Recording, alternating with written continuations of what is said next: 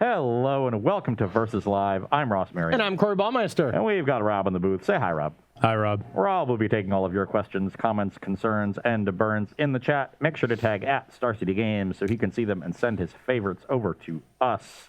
Oh, yeah. We are delving into AFR Standard today with the return of the SCG Tour Online. We've got major tournaments happening, and the first championship qualifier was Sunday. So we're going to be taking a look at some of the decks that did well in that tournament, as well as the rest of the happenings of Standard over the weekend. And I gotta say, I'm pleasantly surprised at the impact that AFR made. Me too. Like, I was really worried, I think as everybody else was when the set came out, that we're going to basically have nothing different.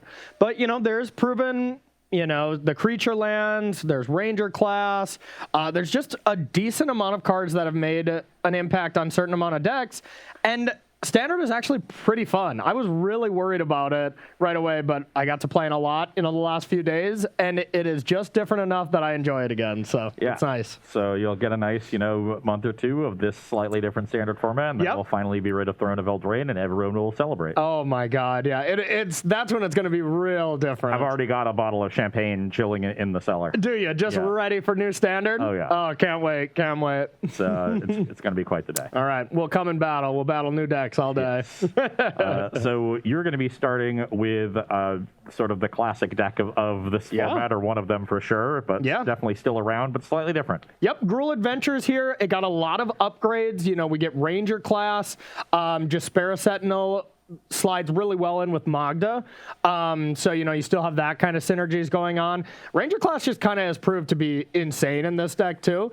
And Gruul Adventures was actually the deck with the highest win percentage throughout the event. Yeah. Throughout that event. It wasn't a lot of decks players that were played, more than like 5 or 6 decks, There was like one Dimir control player who had an 80%. But the deck looks really cool. It's got a nice breath of life, and I think it's just a little bit faster now, so it can compete with Sultai Ultimatum, where that's why Gruul kind of fell off, right? Ultimatum was just destroying them because it wasn't fast enough. It was just a generic, turn 1, either Heart's Desire or Innkeeper, turn 2, Interact, turn 3, Big Creature, and then, that's about it. Go for my Embercleave, get Heartless Acted, and die. Exactly. Now it's a lot of turn 3 Azeka's Chariots. It's Ranger classes to pump up your team, and then just aggressive Embercleaves that you can do as soon as, turn 3. So really cool innovations in that archetype. And I'm going to be playing probably the coolest deck from the weekend. A breakout deck. This is Jeskai Mutate. So we're actually going to be replaying a match that was played in the semifinals of the qualifier. Gruul took that one down, so I'll try to get some revenge for Will Pulliam, who's the pilot of this Jeskai list. A deck that really takes advantage of Goldspan Dragon very well. There's an incredibly convoluted infinite mana combo. Yeah, it's one of those things, like if you've seen Always Sunny, it's Charlie up on the board, be like, then you Substantiate, then you Prismari Command, targeting your own creature, and then you get a treasure, and then you bounce it all back. It's pretty confusing, but it's there. It's going to be like the viewer-submitted show we did a little while back where I was with Jodzi and bouncing all my lands and replaying them. It's going to be something like that. Yeah. And, I mean, you nailed that deck. You handled it with grace and just expertise. And oh man, it was masterfully played. That's what you remember, right, Rob? I just remember sitting over here chuckling to myself, knowing what the combo was and not telling Ross for a bit. So. Hey, you can't be bragging you know what the combo was because someone told you in chat, Rob. I just use all the information available to me. I don't know what you're talking about. That's true. You could add Twitch chat open. That was on you. So okay, let me get Twitch chat open. There we go. They'll tell me how to play this deck. But outside of the combo, just kind of be like a pretty good interactive deck. That can go over the top with flyers. So I'm probably going to fall behind a little early, then look to turn the corner at some point. And become the beatdown. I hope you just never turn the corner and you die miserably here. Well, I'm on the play here, and my hand is great, so I will keep. Ooh, well, my hand's pretty solid as well. I'm going to try it. I will lead on Rogran Triome. Oh, I can't win. All right, I got Jaspera Sentinel right off the top. Thank God, not Heart's Desire. Yeah, the game would have been already over, so. I'll play an Island of Pass. Okay.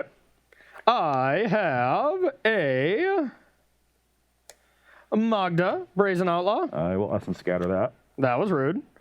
The beatdowns are coming. 19. Pass to you. That's an interesting one. Interesting. I will play a Henge Gate Pathway and pass the turn. Okay. All right, not the best draw there, but I think I just want to start with one of these and see what Ross does. I got a Ranger class. These should make 2/2 green bears, though, wouldn't you think? I am going to just hardcast Mystical Dispute on that. Okay. It has been disputed, and yeah, that's kind of a tilt. All right, I'll attack. 18. And I'll play this land tapped. Pass to you. You're definitely doing that interactive thing, and I don't like it. I mean, if it makes you feel any better, Corey, I definitely played a D&D campaign with a ranger who wanted to make an owlbear their pet. I like it. I like it. Play an expressive iteration. Okay. I've seen better. Okay. Definitely going to put that one into my hand. And we'll put Mountain into exile. Okay. Play the Mountain as my land for turn, and pass. All right. I'll untap. All right, we're going to try this again. Third time's the charm. Ranger class. That one's going to resolve. All right. So I got a wolf. And then I'm going to tap this and play another Ranger class. Then I'll pass to you. Wolves, wolves, wolves.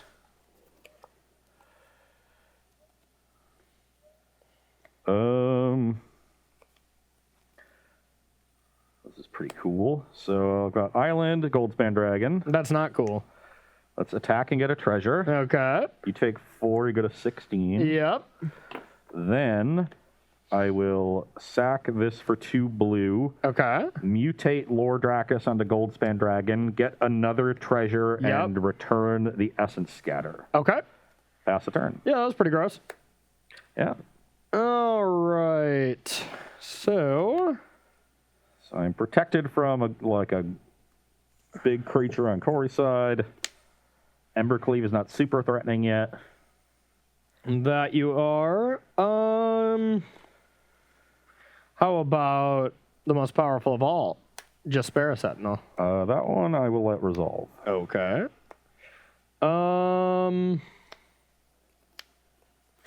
Now it's just a question of, do I want to try to get aggressive here, or do I want to try to maybe hold back, do a little protecting? Probably need to get aggressive. All right, I'm going to go to level 2 here.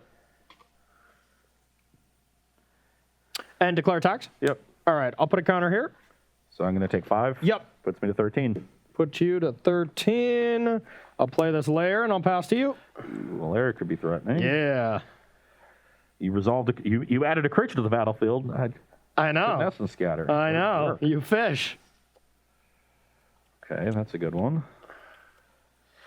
Yeah, game 1, it's really near impossible for me to deal with Goldspan Dragon. I just got to try to go over the top, try to win with Embercleave, and then post board get some red cap melee, stuff like that to deal with it.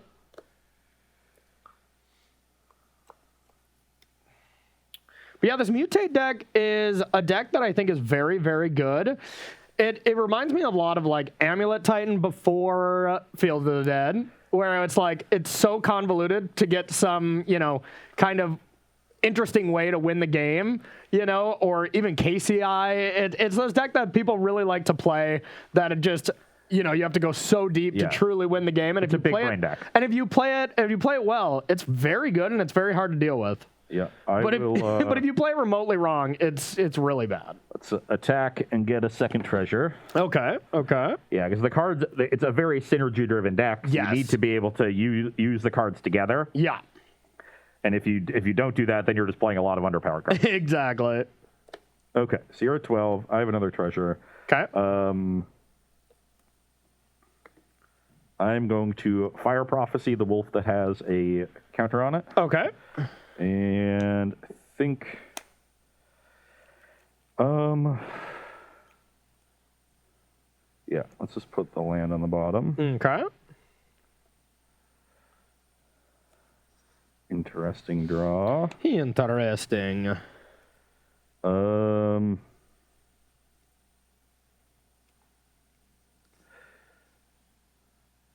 Now I will. Oh, I need, yeah. Let's sack one of the treasures because I need 4 to mutate the Vadrock. Okay. And I am going to cast Fire Prophecy and also return it. And we'll do the casting first, of course. So. No, you can't do that. Why not? Because you'll return it, and then it'll be a different Fire Prophecy, essentially. So you got to target 2 different spells. No, I can put the Lord Dracus trigger on the bottom and the Vadrock trigger on the top. So the Vadrock trigger resolves, and then the Lord Dracus trigger resolves. Once the Vadrock resolves, it's a different Fire Prophecy in the graveyard. It goes on the stack? Yeah, exactly. I thought that was going to work because it doesn't get exiled. I mean, it's still sick you get these 2, you know? Yeah. So let's return the Fire Prophecy and cast Expressive Iteration. Okay, perfect. I want to have the Fire Prophecy in hand in case there's an Embercleave. Yeah, good call. So, I guess we'll put land into exile, land on the bottom, and spell in hand. Okay. The dream. Yep. It's going to be a tough one. Not a very good spell. Oh, I also get another treasure because I targeted the Goldsmith Dragon. Exactly. Mutating does count for treasure, which is messed up.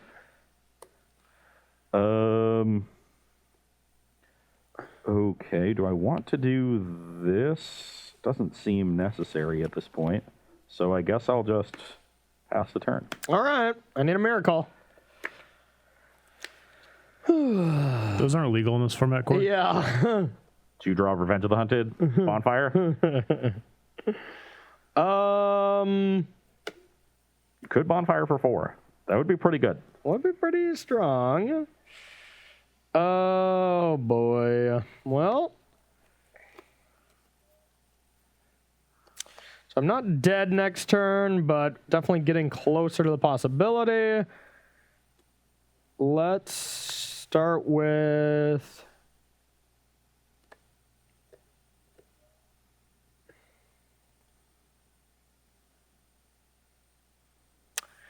I'm just going to go to attacks. Come at me. Maybe I actually want to come Ranger class up a little bit here. Nah, I'm just going to go like this. I'm going to target this. Sure. I have no blocks. All right. I have an Embercleave. Embercleave resolves. I am going to target this Jaspera Sentinel. Trying to spread out my damage as much as possible with the removal spell I know about. Yeah, let's kill that one since that now represents 4 damage. Yep. Which is the most. I can put this Spike Field Hazard I don't need on the bottom. Okay. So take 4? Yeah, I'll go to 9. Then I got a Jaspera Sentinel. I'm making it rain Jaspera Sentinels. And then I'll pass to you. All right. I feel you're a couple cards away from just absolutely killing me here. 2, 4, 6, 10 mana total, and I have the 2 cards for the combo. Yep, sure do. Okay, so let's see you do it. Here's the real question. Yeah, I was gonna say you got to make sure you walk through this one. Yeah. Let's attack first. Get another treasure. I'll go to 8. You go to 8. These are these moments if I'm playing against someone that kind of show you the combo. I'm like, I want to see you do it first. Made that mistake in my first ever large Magic tournament of not making my opponent show me, and I'm pretty sure they didn't have it. Yes. Now I will cast Prismari Command, dealing 2 damage to the Goldspan Dragon and making a treasure. Okay. So that generates 2 treasures. Yep. Which will effectively be 4 mana, so I've netted a mana there. Yep. Then I can sack a treasure, go to 4 for 2 blue, unsubstantiate the Goldspan Dragon. Yep. That triggers. I'll let the trigger resolve, hold priority with the unsubstantiate on the stack. Yep. And sack these treasures for 10 mana. Okay. Of a little mix colors. of blue, Blue and red is all you need, Yep. Because that doesn't require white to mutate the Vadrock. Mm-hmm. So yeah, let's make, I guess it can't be 5/5. Let's go 6 red and 4 blue. Okay. These are all now back in my hand. Okay. I have 6 red and 4 blue. Okay. Let's use 3 red and 2 blue. So now at 3 red, 2 blue floating. Yep. Do you have those mana counters anymore? Okay. Then I can leave, let's say, a blue floating and mutate Vadrock on Goldspan Dragon, get a treasure. Yep. And this will cast the Prismari command, deal 2 to Goldspan Dragon, get a treasure. Yep. So 2 more. Then I can... you got 1 mana floating, I think. Yep. Mutate Lord Drakis. I'm going to return the Unsubstantiate, and Vadrock will trigger. I'll cast Prismari Command with the same 2 modes. Net 2 treasures. You just lost because now it's dead. Because then you dealt 4 damage to it. Didn't I? Oh, I did that because okay. So I've got to deal the 2 to you. Yeah. Yeah, exactly. 2 get a treasure. Yeah, we have to. We have to just alternate back. Exactly. And forth. Yeah. I thought I had bounced it in between. Yeah. So that'll put you to 6. I'll deal the 2 to Corey, and that's how you end up killing them. Exactly. So you're at 6. I only have 4 treasures. I have no mana floating. So I'll go down to 3 treasures, unsubstantiate again, go back up to 4. Yep. And then I'll make 8. And then you just keep doing this process over and over again, and then eventually you kill me. But I went from 10 mana to 8. 10 to 8. So I'm not netting mana, right? I don't think you net. I think you stay exactly the same. Because then I'll have 3 floating. We can say blue and red. Then I've got to use a land to Vadrock again. Yeah. And then Prismari Command, deal 2 to Goldspan. And I get a treasure off the mutate. Yep. And then you get 2. So you go up to 3 treasures total. Yep. And then you have 1 floating. No, I don't have any mana floating. Oh, yeah. Okay. You're right. And then sack a treasure for 2 blue. Yep. Lord Drakis, Prismari Command, make a treasure, deal you 2. Yep. You go to 4, return the unsubstantiate. Yep. And then... So you get another treasure. You go up to 4 because you dealt 2 to me and got a treasure. Okay. So I must have missed a treasure at some point in this very convoluted loop. Exactly. Okay. Yeah. Like, when we sack this, we unsub, we go back up to 4. Yep. And then I'll have 8 mana again. This is in the graveyard. Down to 3 mana floating. Vadrock again, get a treasure. Yep. Prismari Command, get 2 treasures. Yep. Dealing 2 to the Goldspan Dragon and making 1. Then we'll go down to 2, Lord Drakis up to 3. Cast the Prismari Command, deal you 2, make a treasure. Yep. Up to 4. Get you're that. 2. Yep. But then... then you just kill me, right? Like, you unsubstantiate here up to 5, and then 10 mana. Well, I have to go down to 3 to cast it, back up to 4. Yep. And then we'll have 8 mana floating. Yep. These go to my hand. And then Goldspan Dragon, down to 3. No, then I just go play.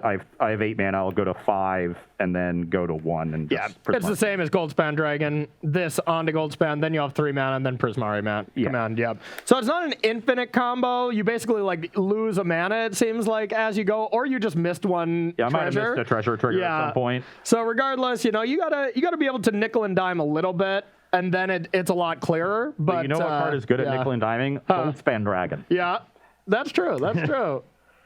Yeah, that was fun. I thought so. No, that deck looked good. Looked good that game, that's for sure. Even doing my normal stuff, I was able to just interact up the curve. Yep. And then play Goldspan Dragon and take over like I was playing the Is It Dragons deck. But then I had this, really powerful go over the top. And there's a give and take because you also have a very vulnerable combo where if I just had, a shock or a Bone Crusher Giant there at a lot of points when you were dealing 2, you just lose it all, So it is a house of cards that can fall very quick. It's a very fragile combo, But if you had, cards in hand, mana untapped, I didn't have to go for it. I can just kill your Embercleave with the Prismari Command, kill one of the creatures. Continue. I had another Lord Drakis in hand. I can mutate again. Yeah, you can return one of those counter spells, and just protect the next turn, just to set up and then attack one more time, get through, and it's pretty disgusting. The real boon here is the synergy between Goldspan Dragon and Mutate creatures. Making everything so cheap. Yeah, and just the fact that, the 2 mana one is just free to just return a spell, and it's pretty disgusting. All right, game 1 to you. Rob, you got a question at all? Yeah, we kind of had a bit of a leading question, given what we're doing Thursday. I wanted to bring it up. So, what do y'all feel about the changes that are coming to Historic? I think it's wild. I personally don't mind it because the one thing that I love the most about a digital-only game is you can nerf cards instead of just banning stuff all the time. We've seen it in Hearthstone and stuff like that. So if a card's a problem, you just fix it. But you can't do that when it's a paper event. Every card you're just saying no, that's not how that card card works anymore. That's bad for a game. So I like that sense, but for the game of what's in Historic, I don't like that because we are truly never going to know. It's going to be impossible. So, well, I'm a curmudgeon, and I like Paper Magic. Yeah. So I don't like a format that is completely separated from Paper Magic. Yeah. Not a fan. That's fair. That's fair. Luckily, you don't have to play it. Everyone can enjoy Magic their separate way. No, everyone has to enjoy Magic in only the way your I way? like it. Yeah, okay, all right. I hadn't considered that. Whisper squads for everyone. Yes. It'll be like the first World Championship where everybody had to play, at least like 5 cards from each of the legal sets. They did that to like force people to play with Homelands cards. Really? Yeah. Wow. But instead of that, it'll be everyone has to play 4 Whisper squads. Smart. Yeah. The Ross Merriam Invitational? Yeah. So every deck becomes 64 cards. Yes. All right, I am going to start. Ooh, saved at the end there a little bit. This hand has a glaring problem, but I think it's good enough to keep. Speaking of glaring problems. Yeah. There's my hand. And I'm also going to keep. All right. You're learning. I'll pass to you. No 1-drop, which is unfortunate. I have Rogren Triumph again. Okay. That was not a great draw. I have Ranger Class again. Pass to you. Oh, no. Oh, yes. Oh, no. I have another Rogren Triumph. Uh-oh. Oh, no. I have an attack for 2. I'm at 18. And I have another Ranger Class, and I have no land. I'll pass to you. Okay. I can do things. Okay. I will play Riverglide Pathway. Okay. And pass the turn. Okay. It's really risky to go for level 2 right now just because it's pretty easy for you to Prismari command or just do anything. So I'm just going to get in there for 4. I am going to Prismari command. Okay. Deal 2 to one of the wolves. I'm not sure if I want to make a treasure or Faithless Looting here. Okay. My hand is not great. Okay. I'm going to Faithless Looting. Okay. Draw 2. I will discard.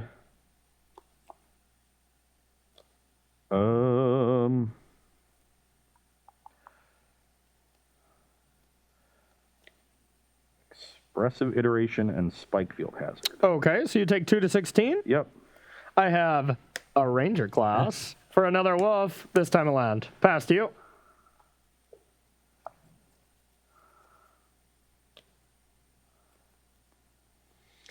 Figure these kind of hands are not bad. 2 landers on the play with Ranger Class because you have stuff to do with your mana regardless, even if it's just leveling up.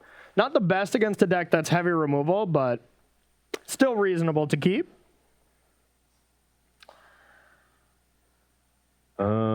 I will play Spikefield Cave and a Vadrock.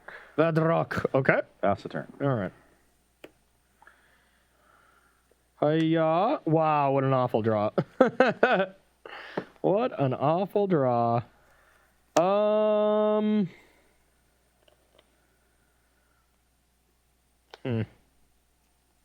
is a tilt.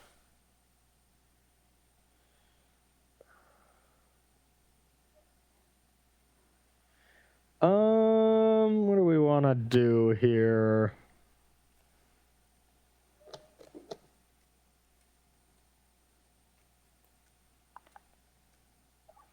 Tilt, tilt, tilt. All right. I'm going to go to level 2, and then I'm going to attack with 1 wolf and put a counter on it. You know Vadrock has first strike, right? I did not. I'm gonna pass that up. Give me 1 second. I've never seen this card actually just hard cast. Okay. First strike changes some things. I was like, that was going to be a sick bluff. All right, I'm just going to play Bone Crusher Giant pass to you. Well, top of the deck for us has not been great. See, Ross, in that situation, Corey just would have let you keep attacking and then just eating your creature. Yeah. No, I just would have blocked, and then you'd be like, oh, yeah, never mind. You at least just stopped me before blocking, so appreciate that. Well, I drew Goldspan Dragon, and that's the best possible. Yeah. I will attack for 7, get a treasure. Okay. All right, I'm down to 13. And then I will make 2 blue. Okay. and mutate Lord Dracus onto Vadrock. Okay. Trigger them both. Okay. I'm going to cast Prismari Command and return Spikefield Hazard. I'm going to deal... I don't have a good way to deal with this Bone Crusher Giant right now. I can just try to race it, I guess. I'm at 16. I'm afraid. You should be. Yeah, I'm going to return the hazard. I'm just going to deal 2 to a wolf and make a treasure. Okay. And then pass the turn. And I know you have Spikefield Hazard. That's all I know, right? Yes. Oh, my God. Draws are not going well over here. Yeah. I'll attack for 6. Taking out the wolf meant that Corey needed to draw an untapped land in order to Embercleave here, which is the thing I'm most scared of. Yeah. I will take 6. All right, I'll play another Bone Crusher. Oof.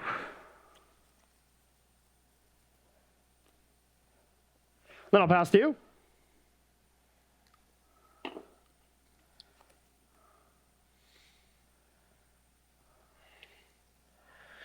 All right.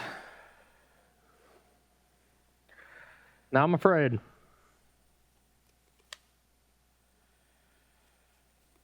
These Bone Crushers are... Crushing your bones? Yeah, they're annoying. So let's start this turn with an expressive iteration. Okay.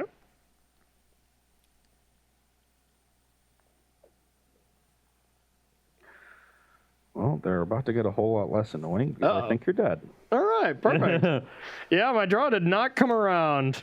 Yep. You drew a Goldspan at the best time. I drew it at the worst time. No, I have 3 Goldspan Dragons too. Oh, lucky you. So I'll exile 1, put another in my hand. Yep. Sack this treasure for 2 red. Okay. Play another Goldspan Dragon. Yep. Then, this is in the graveyard. Then I can attack for 11, get 2 more treasures. Yep. Bring you to 2. Yep. And I have another Vadrock in my hand that I can mutate here and cast the Prismari Command to kill you. That'll do. GG. That will do. Do those legend? I know I was dead regardless, but... It has the name of the top thing in the stack. Okay, so that's pretty disgusting. So I have Vadrock on the bottom here, or on the top there, and then on the bottom here. Yeah. So I have a Goldspan Dragon with the abilities of Vadrock, and then an actual Vadrock. That's pretty disgusting. Yeah. Yeah. Nope, that was sweet. And yeah, I just, kept a hand with some 2-drops, really needed a 3rd land, and instead I kept drawing these, so... I had a bunch of ways to deal 2 damage to Bone Crusher Giant and 1 damage. I was like, I don't really want to take 4 to play 2 removal spells on it. Yeah, it got a little awkward. I was able to at least give you a scare, but needed some more lands, that's for sure. I would have been very afraid of an Embercleave if that iteration didn't hit something good. Yeah, didn't immediately kill me. Yeah, I was like either Goldspan Dragon or Unsubstantiate, so I can just bounce both of them and kill the 2/2 and then easily win the race. Well, now I get to bring in the cheat code, which is Red Cap Melee against that deck. I don't have as many as I'd like. I think only the 2, but we are going to head to sideboarding here. So we'll be right back with game number 3 here on Versus Live. All right, everybody, welcome back to sideboarding here between Gruul Adventures and Jeskai Mutate. From my end, I'm taking out the Azeka's Chariot just because of the Destroy Target Artifact mode on Prismari Command. You're able to deal with that pretty cleanly. I do still get the cats to hang out there, so this might be incorrect, but just seems pretty vulnerable to that card, so I'm going to start by taking it out. Taking out Rimrock Knights just because it's still basically the worst card in the deck. And then actually taking out 1 Embercleave because you bring in so much disruption. I not only never want to draw 2, but you kill my creatures so aggressively that Embercleave gets kind of nerfed as far as being super effective.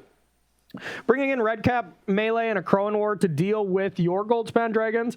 And then just Klothys to start eating the cards in your graveyard, hurt your combo, and just slowly drain you. These Jeskai decks, and honestly just a lot of decks in the format, just can't deal with Klothys or an enchantment in general. So the card becomes pretty good if you can get it down. Yeah, and on my side, bringing in a pile of spot removal between Red Cap Melee, Burning Hands, and Fire Prophecy. Yep. Cutting my weak counter spells in Dispute and Negate against the aggro deck, and then also cutting Seize the Spoils. This is a card that's only really good when my engine is up and running. Yep. And in the post-sideboard games, I assume that my engine is going to be disrupted some portion of the time, and so I just never want to have to play this card naturally as a 3-mana Tormenting Voice. Exactly, yeah, especially on the draw, too. Turn 3, that card, not great. Yeah, I think you'd be very happy to see that. I would. So put those back in there. You do that, I'll play Clothis. It'll be a good old time, you know? I wisely did not draw them in the first 2 games. Good call. That was very smart of you. Not my first rodeo. Yeah, you've been playing a lot of Standard, I see. Not drawing your bad cards is pretty effective. So it's a good strategy in Magic in general. It really is. It really is. You know what's an even better strategy is not putting bad cards in your deck in the first place. But you put Whisper Squads in all the time. Whisper Squad is a great card. Oh, so you just don't listen to your advice? A clean 4 for 1. Can we get this insane man out of here, Rob? Yeah, I'll talk to Cedric. We'll see what we can do. Okay, good. Yeah, let's get an insane human being here. A clean 4 for 1. Yeah, because you're up against all these X1 creatures that you're dealing with? Yep. Okay. In a perfect world. Otherwise known as the universe I invented inside my own head. Smart. Must be fun up there. Sometimes. All right, I'm going to go first, see if I can get on the board here. You know, Corey, at least you don't have to live with this. That's true. Yeah, you're now roommates, so yeah. There's just going to be like some house squabble, and all of a sudden we're going to be like, all right, say hi, Rob, and be like, no. All right. Say, it's my turn to do the dishes, Rob. It's my turn to do the dishes, Rob. Say, I'll stop leaving my laundry around the house, Rob. I'll stop leaving my house on laundry, Rob. You got a verbal contract now from him, so we literally have it on recording. So Got trapped. Yeah, I'm gonna keep this hand is a little slow, but I think it's decent. I will be mulliganing my hand of 5 lands, unsubstantiate, Spikefield Hazard. Yeah, and that is the problem with decks like that is, you know, it's such a powerful engine where if once you get it going, you know, you can just win the game with all these weird cards, but you're also playing really bad cards. Like, unsubstantiate is not a good Magic card at all in Standard. Like, I guess... Not any better in other formats. Yeah, that's true. Yeah, I guess you're right, but still... I don't like to play those really bad cards. This is the deck, by the way, what I'm leaning on for this week's SCG. I finally have my house all set up, so I'm going to get back to gaming, and I'm going to play. I can't wait. Friday Satellite coming at you. Unsubstantiate is just remand at home from the... We have that. Yes. That's what unsubstantiate is. Yeah. Okay. This hand is very keepable. Just got to figure out which card I want to put back. Okay. And I think it's unsubstantiate. Den, pass. I will play Rogger Triome and pass turn. Okay. I've also wisely had Rogger Triome on turn 1 every game. Yep, pass to you. Impressive. I thought so. These draws less impressive, but... Basically, you're cheating, right? I have Misscape Pathway. To the dome. Stomp your face, sir. I'm at 18. All right, I have an adventure thing here. Okay. I'm going to go with a quick cough while I mull over my plays. And I'm going to go with Clothis. The empty board Clothis. You afraid? Or the empty graveyard? Resolves. Pass to you. Unsubstantiated.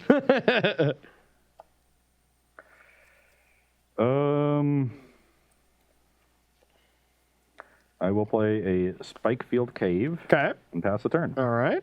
Upkeep. Nothing. Clothis. Nothing. Yeah. Beginning of your pre-combat main phase. Nothing. All right. But I have one of these. I'm going to take 3 damage. You're winning. Congratulations. Okay. 17. I have an Edgewall Innkeeper. Yep. And then a Bone Crusher Giant trigger. Cute. Pass to you. Thanks, buddy. I've been trying to get cuter, so I'm glad you finally noticed. Aw. On your end step, I will Fire Prophecy the Bone Crusher. I'll take 2. Brings me to 16. Okay. The prophecy is fulfilled. I want to put back. It's like, my draw's been pretty bad. No putbacks, please. I'm going to go that one. Okay. Fire Prophecy, excellent in that deck because you just have so many bad cards that you get to replace them and try to find one of your 4 good cards. I'm actually just gonna, with the Clothis out, I'm just going to put the Lord Rakkus on the bottom. Okay.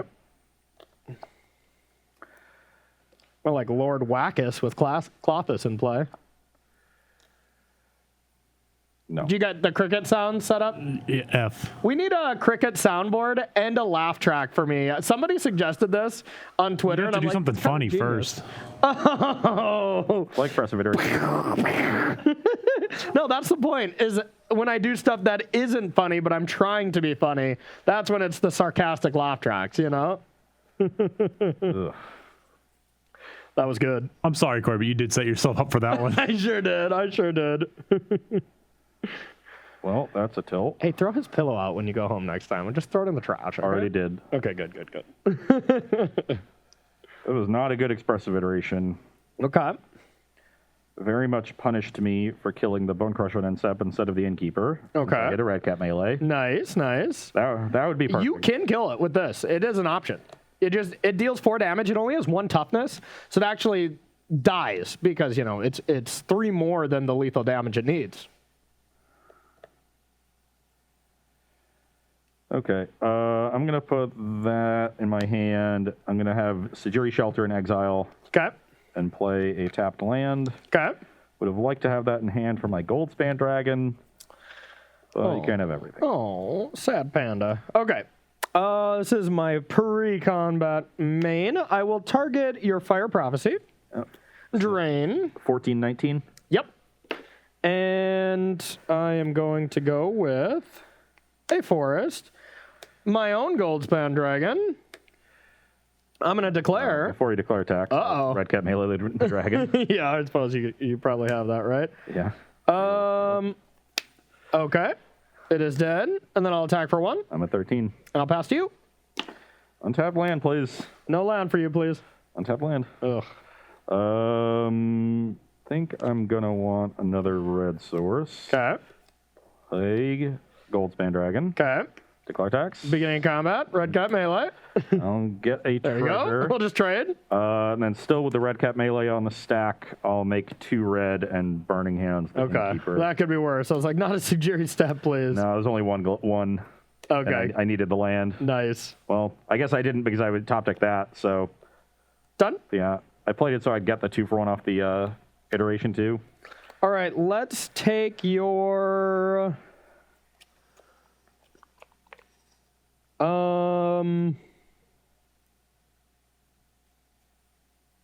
Let's take your Red Cap Melee. Put you to 11.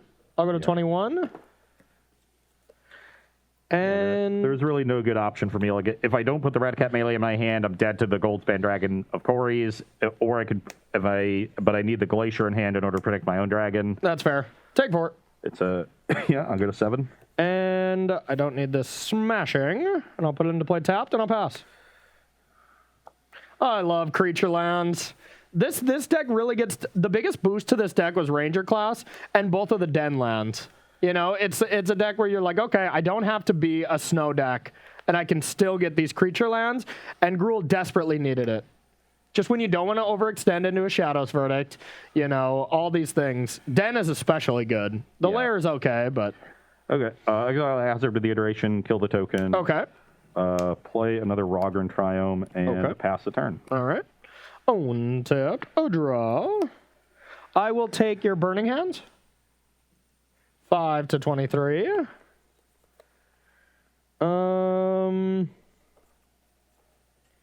So you can have ways to deal with Den now, so that attack is not free anymore.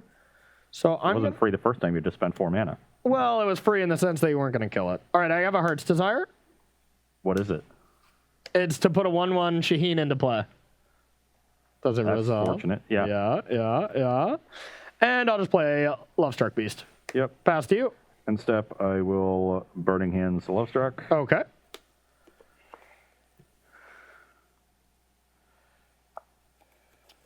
And pass the turn. Okay. I will draw. Let's eat Burning Hands again. Brings you to 25 and me to 3. Yep. Close game. Now let's go with an animation of Den. Animation's good. Declare attack. Before you declare, I'll fire Prophecy the Den. Okay. It's dead. I'll put this card I don't want on the bottom. Okay. And draw. Attack for 1. Spikefield Hazard the token. Okay. Staying alive. Staying alive, staying alive. All right, post-combat ranger class. Can't possibly win the game. Yeah, win the game. Welcome to Clothis. Pass to you. It's like everyone's playing. They're like, okay, all right, I can live another turn. And they're like, oh yeah, whatever am I gonna do to that? Yeah. You know? I just had the one thread. As soon as it died, I was completely out of the game. Yep, pretty much. I do a lot of removal. You did. None of it removed Clothis. And none of it does. Yeah. And none of it really does. So, all right, we got some time. We can stretch this one a little bit. I don't feel good about being on the draw in these situations, but the post-board games do at least give me a little bit more of a chance. I still only have 2 ways to actually clear off a Goldspan Dragon, but, you know, you just got to draw them like I did that game. Honestly, even if my Goldspan lived, I think Clothis would have raced it. Yeah, and honestly, I probably should have let it live because I had a Crone War the whole game. So I probably should have just tried to take it, but there's a lot more that could go wrong that way, I think. So yeah. I think it was worth it to just go for it. All right, Rob, you got any questions at all from our audience? Not at the moment. None at the moment. Okay. Well, if y'all want to talk to us, you better. Okay. Tag at Star City Games. Send over some questions. Oh. How about you send some burns? Yeah, send some burns to Ross. I agree. Let's do that. I'm the one who's casting all the burn spells. Hey, I red cap melee'd something. I'm spitting in. You did also stomp me. I did stomp you. Yeah, badly. In the game and on turn 2. All right, let's try game number 4 here. Ross is up 2-1. Ross, what did you think of LeVar Burton last night? I didn't watch. I don't have a TV. Watching Jeopardy is basically impossible.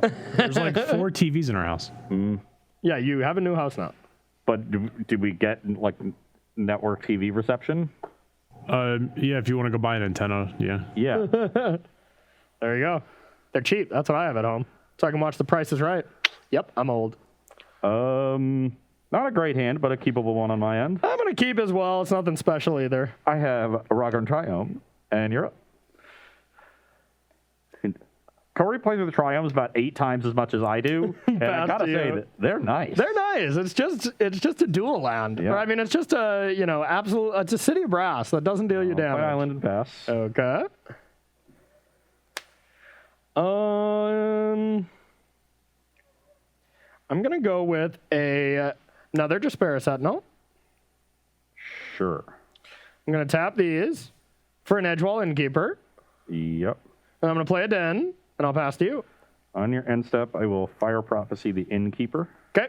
It is dead. Put the card I don't want on the bottom. Okay. Go to my turn. You got it.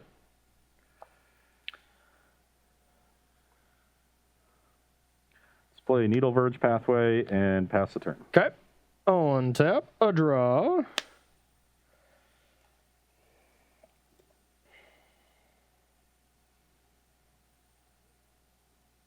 All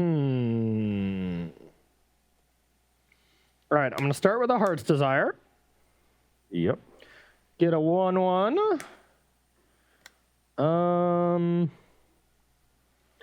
Now it's a little awkward. Is your third land another Den? What third land? Is your third land not real? My third land's not real. All right, so I'm going to go like Corey this. said he had found a third land when he was, I'll play Edgewall Innkeeper. Yeah. Innkeeper is fine. All right, I'll attack for 1. I will go to 19. 19, yep. Pass to you.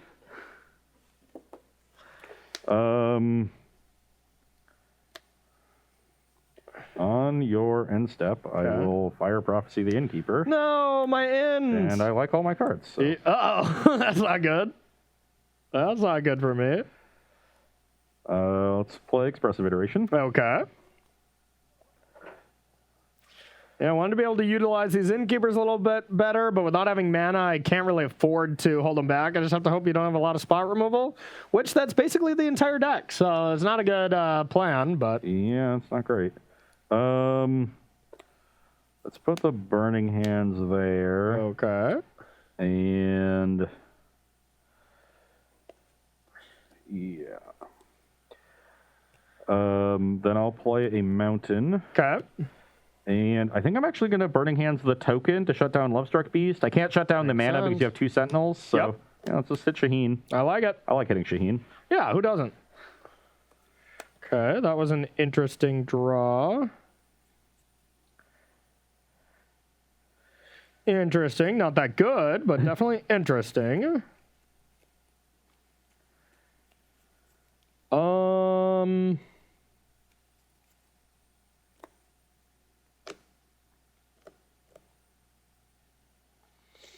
All right, I am just going to play a Magda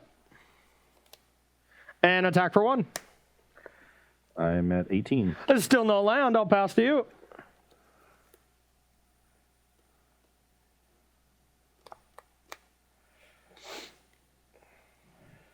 Point Island. Yeah, just jam a Goldspan Dragon. Okay. Got the red cap? I sure do. Beginning of combat, get a treasure. It wasn't that telegraphed just because... I was going to make a treasure no matter anyway. what. Yep. Has the red cap melee again. Yes. Now... I could kill the Magda here. You leave that Magda alone. It'll limit you to 4 mana next turn. Yeah, still before the Goldspan dies, I'll make 2 red and Burning Hands the Magda. Okay. Fair enough. And then I'll pass the turn. All right. Why would I need a land, you know? All right. I will play Lovestruck Beast and I'll pass. Yep. Who needs it? Okay, that was a good draw. Uh-oh. Goldspan Dragon. All right, I got the other one. Beating combat. I remember that look. That's the look I had when you top decked the Daredevil. Jesus Christ. Done? I've got a land to play. I guess I'll play it on the red side. Okay. And yeah, I'll pass the turn. Cool. All right, perfect. Right when I didn't actually want the land, now I get it. I'll just attack for 2. Okay, 16. Pass to you. What is in your hand? You have 2 Goldspan Dragons or something? You never know. Ugh. Play Expressive Iteration. Okay. Glad I kept that one around. That's a good one. Wow.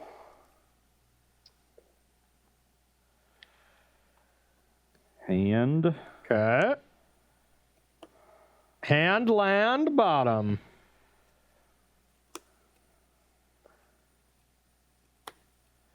You can go. Okay.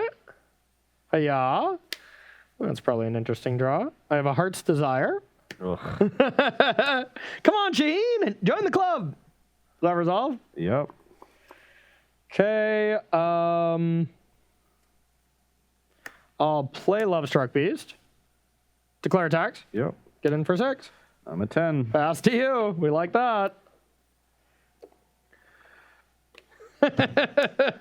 Flooded very badly. And I just drew the only 2 red cap. Honestly, I'm thinking 2 red cap melees is perfect. When you just draw them both, that's all you really need, you know? So,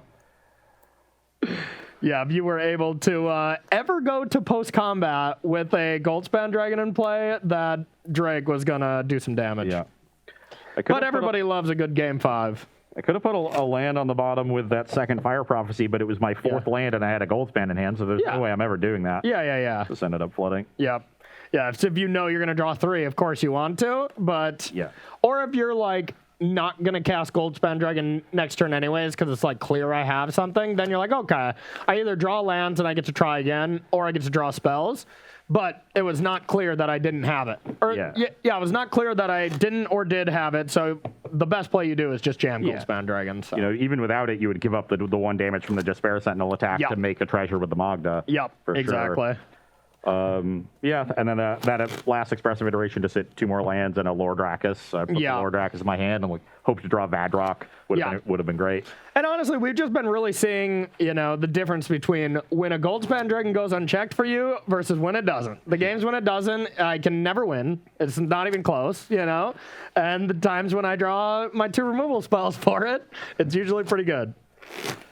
Even being stuck on 2 land for like 6 turns there, you know, I just kept the 2-lander and just never drew anything. But it's a very threat-like deck. This just a mutate deck. Exactly. And I think that's its major weakness. You know what deck it reminds me of? What? Grixis Death Shadow. in Modern. You know, like that was the whole problem with that deck. Whenever everything's online with that deck was insane. But whenever you just don't find the right amount of threats, you're just dirtling. You know, your expressive iteration, your thought scouring, you know, like it's kind of the same thing. Lots of dirtling.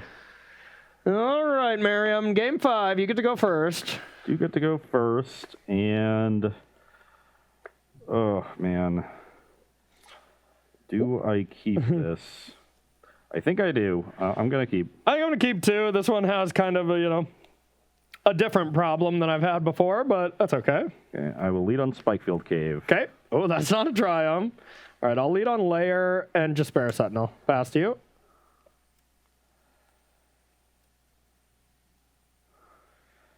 I will play Mistgate Pathway. Okay. And pass the turn. Pastway.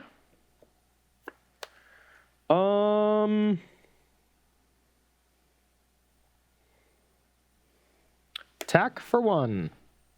19. Oh yeah. All right, then I'm gonna play a Crate Crown Pathway and a Heart's Desire. Then I'll pass to you.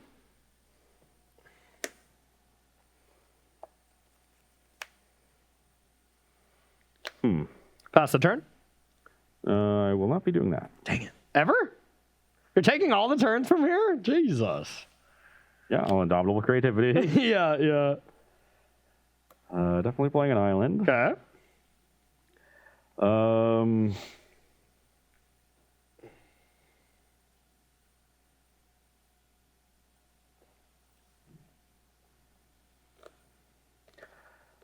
I want to do this now. I'm just trying to decide which target I'm going to hit.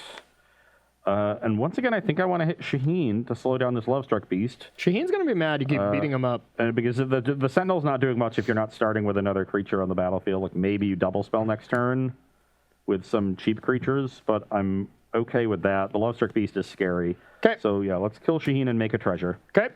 Pass the turn. An interesting draw. All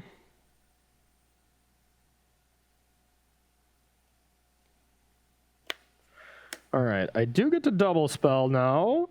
I will play Magda. Yep. And add a green, and then play Lovestruck Beast. Okay. Pass to you.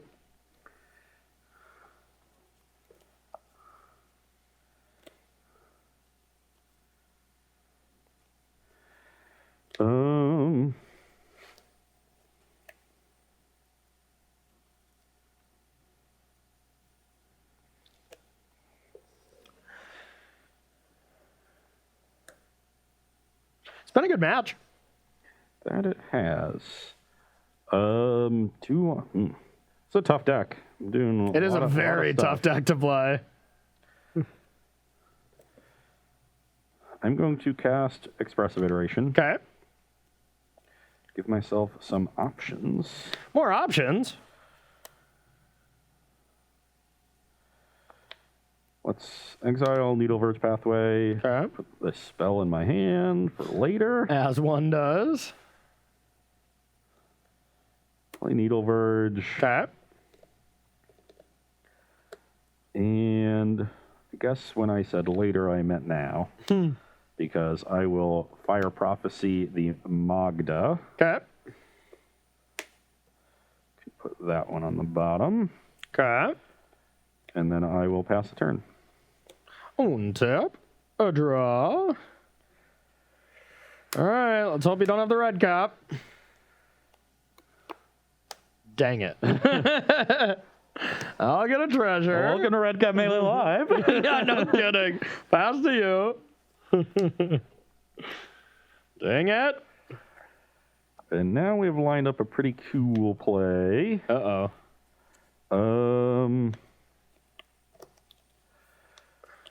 What I have is Pillar Verge Pathway. Okay. Into Vadrock, and then mutating Lordrakis onto it. Okay, that's pretty disgusting. So I will be returning. I think I'm going to be returning Expressive Iteration. Okay. And casting Prismari Command. Definitely casting Prismari Command. Okay. Yeah, and let's deal 2 to just spare a Sentinel. And do I want to make a treasure or just loot? I think I just want to loot. Okay. I'm scared. I will discard. I would like an Acroan War, please. Spikefield Cave, Hengegate Pathway. Okay. Faster. That's not that. All right. Well, I'm gonna make this a 1/1 and attack, I'll go to 14. and then I'll just play Bone Crusher Giant. Then I'll pass to you. Not a great turn.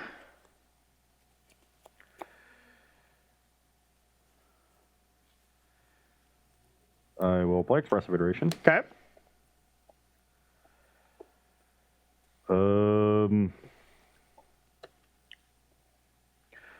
Okay, mountain there. Okay. Start here. Play the mountain. And do I want to attack? 2 in hand right now. 2 in hand. Yeah, I will attack. All right. I am down to 17. Yep, pass turn. Attacking is definitely scary. I want to get this game over with. Okay. I have a land. I like land. Land isn't good spells. So I could animate this for what? It's not big enough to be out of Burning Hand's reach, which is unfortunate. Can make it a 5/5 attacker. Yeah. 5/5 is not good enough. I can already make it a 5/5 essentially by making it a 1/1. Of course, then it's more vulnerable to removal. But I am going to start with that. I will make it a 1/1. That activation is fine. Beginning of combat. In your combat step, I will bounce the lair. Okay. Oh, yeah. I probably shouldn't have played a land, huh? Yep. Yikes. Are you attacking with anything? Yeah, I'll attack for 4. Okay, I'll fire Prophecy it. Okay, take 2. Brings me to 12. Yep. I will not put a card on the bottom. Okay. Select my 2 cards. That's terrifying, and I'll play this. Ooh, Pass to you. Sentinel.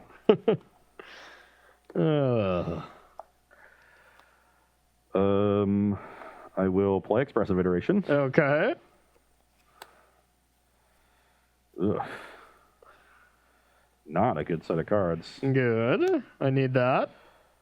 Exile Triome, put that there. Okay. Play Triome. Okay.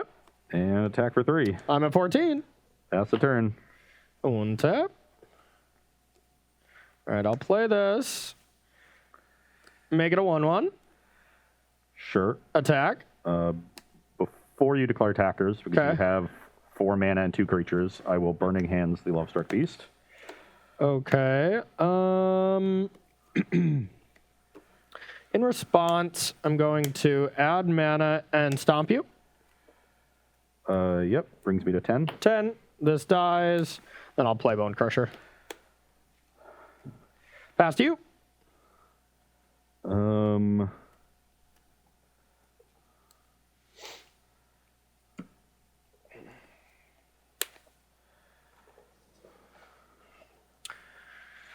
Trying my darndest to fight through.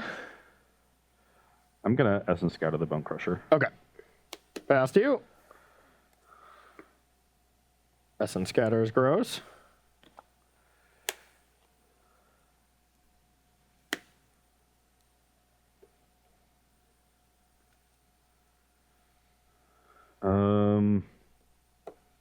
Hope you have 2 lands over there. I do not. Dang it. Dang it. So attack for 3. All right, I'm down to 11.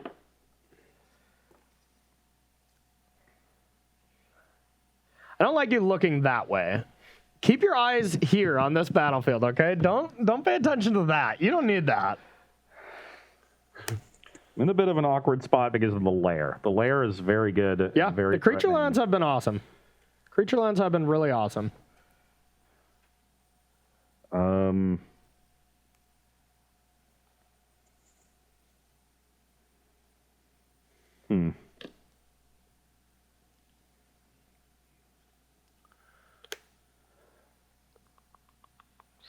God, what could you have? Maybe I'm just not supposed to attack this turn. That could be it. Because this thing is just an XX, right? Yeah. Oh,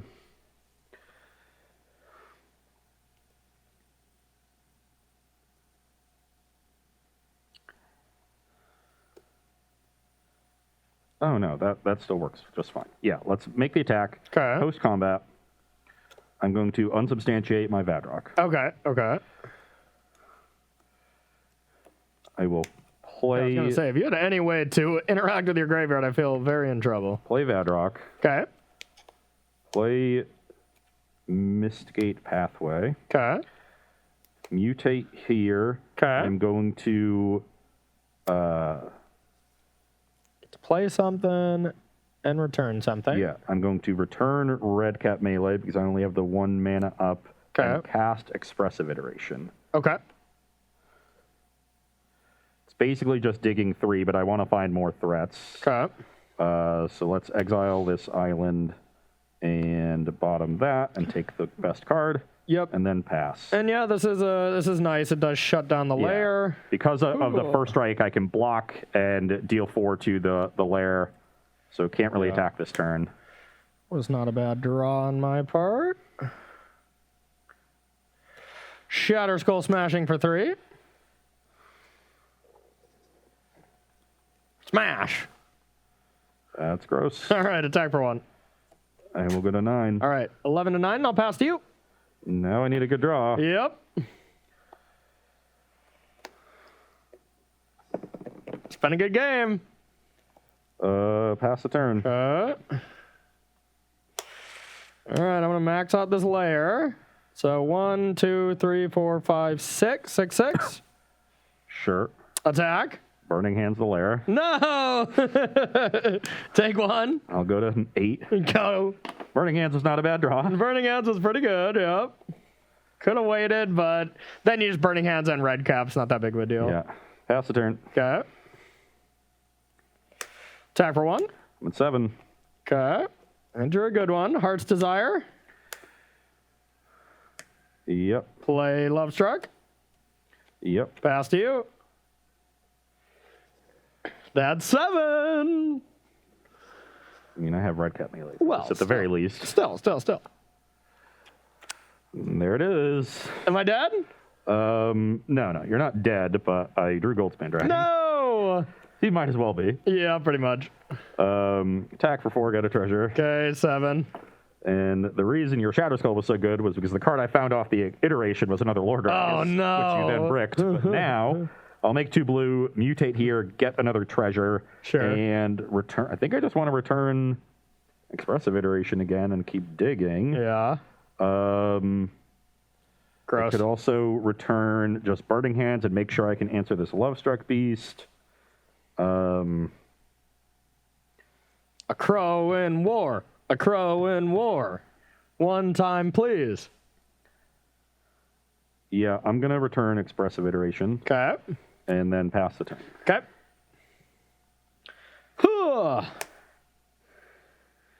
Okay. Play an Innkeeper. Sure. Declare attacks. Before you declare attacks, Yep. I will unsubstantiate Shaheen Okay. and Red Cap Melee the Innkeeper. Okay. Got a sack of land. I don't need white mana. I'll attack for 1. I will go to 7. 6, right? You're on 7. Oh, I must have missed one. Yep. Okay.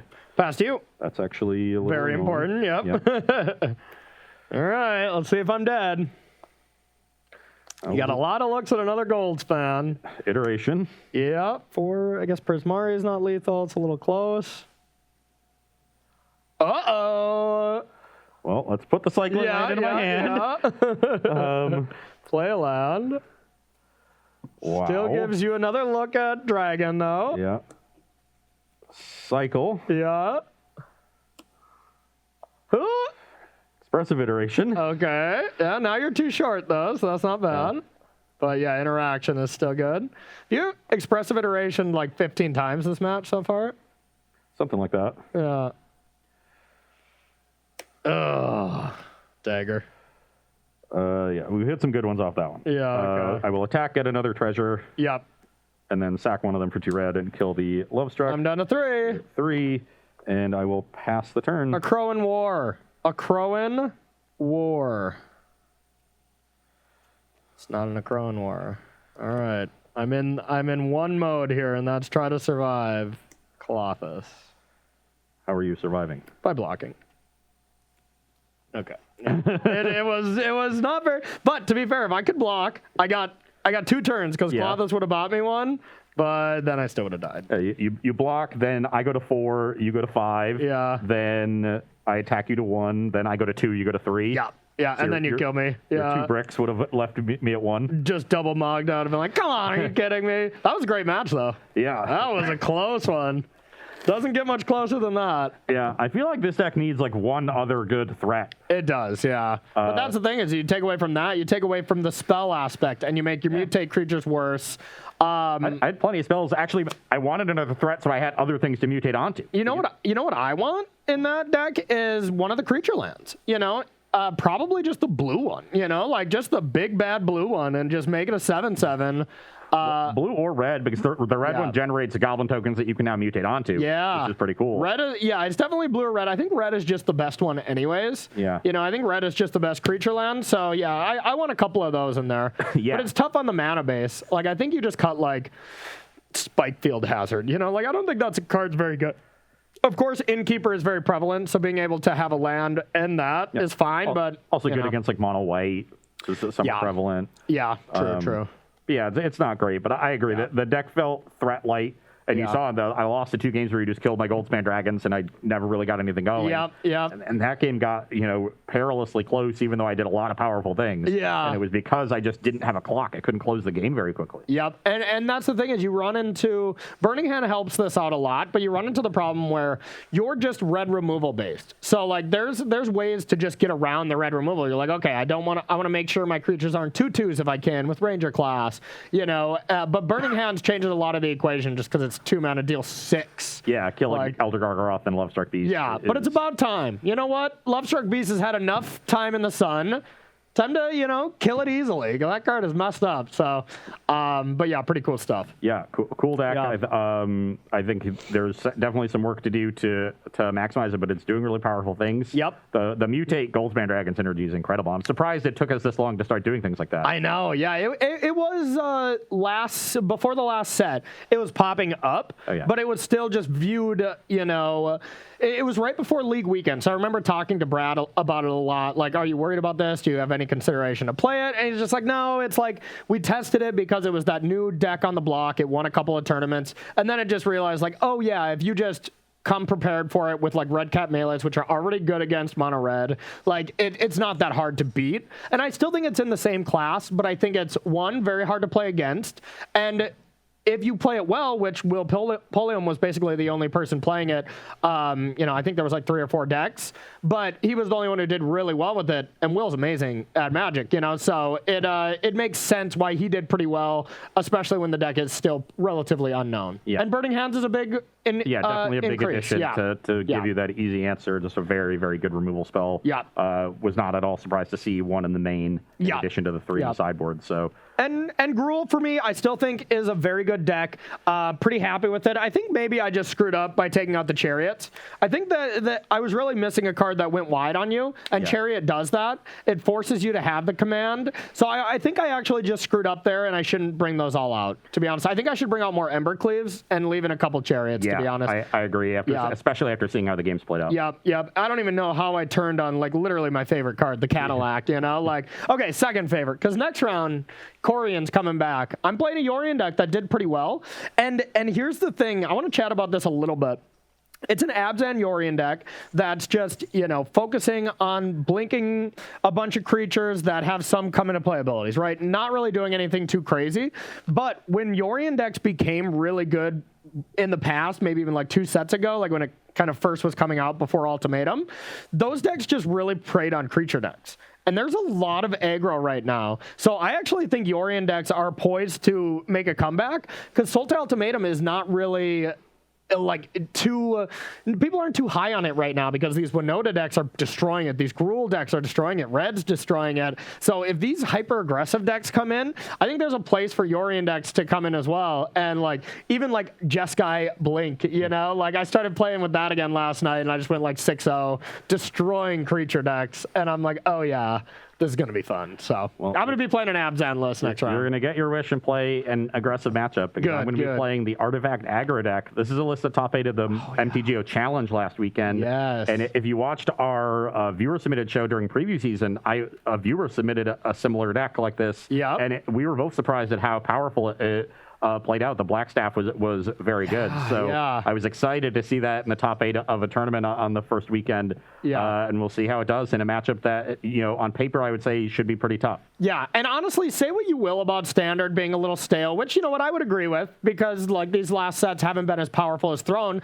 Thank God. But Standard is at an insanely good place right now. The metagame keeps shifting between the decks that we've seen a lot, but it's still a very healthy metagame that shifts a lot, and there's nothing that's incredibly over the top, which I do like about the format. So. Yeah, no, it's better than I expected. Yeah, so these SCG Online events are going to be really fun to play, and I can't wait to get in the ring on Friday. So you're going to play as well, right? At least soon? Yeah, soon. Okay, perfect. All right, everyone. We are going to take a short 5-minute break, and we'll be right back with round number 2 here on Versus Live. Don't go anywhere.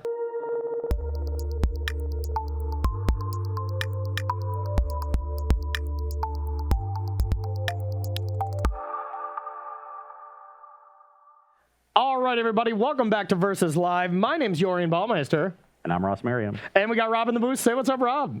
What's up, Rob? Rob will be taking all your questions, comments, concerns, and burns in the chat. If you're Korean, should I be LaRoss? LaRoss, yeah. LaRoss and Rachel, they were on a break. Is that what we're going for? They were definitely on a break.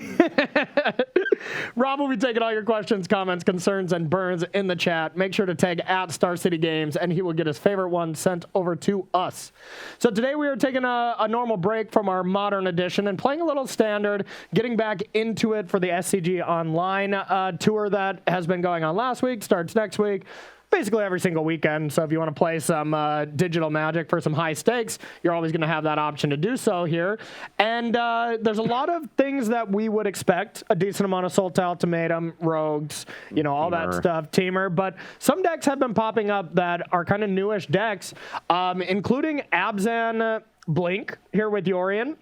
It is just an anti-creature deck. And it is just saying, I don't expect as many Rogues. I don't expect as many Sultai Ultimatum decks, these decks that go over the top, kind of counter your stuff. Maybe even Izzet Dragons would probably be a little rough as well. But all the other decks, in theory, you should beat. And this is Hennep, I believe. He's a streamer. He played this. He streamed the event. I watched. It looked super sweet. Of course, I was very drawn to just a Yorion deck. Lost to Sandy Dog, playing for top 8, or top 12, I should say. And the deck just looked really good. There's a lot of new toys, and I think it's pretty cool. Yeah, one of the big ones being Prosperous Innkeeper. Yeah, Prosperous Innkeeper. Another card that impressed us during preview season. And really does several good things for the deck. Yeah. Because Yorion decks typically fail because they're clunky. Yep. And so that extra bit of acceleration and mana fixing really helps. Yep. And Yorion, and you've harped on this in many formats and a bunch of times, Yorion is at its best when you're generating mana with the trigger. Yep. And so being able to generate mana and maybe have a piece of interaction up because of you played it on turn 6 or something like that. Mm-hmm. So you have 1 mana up and then you get net a treasure. Yeah. Or you blink 2 Innkeepers and get 2 treasures and have your Heartless Act.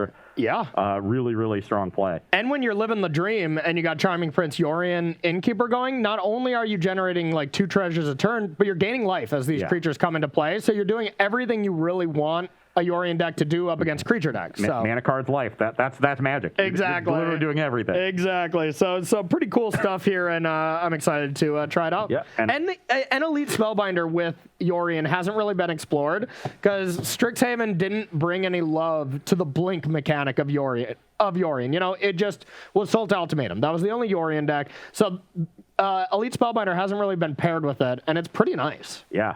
I get a little disruption with your Yorion too. Yep. On my side, I'm going to be playing Azorius Artifact Aggro. This list top into the challenge, as I said before the break.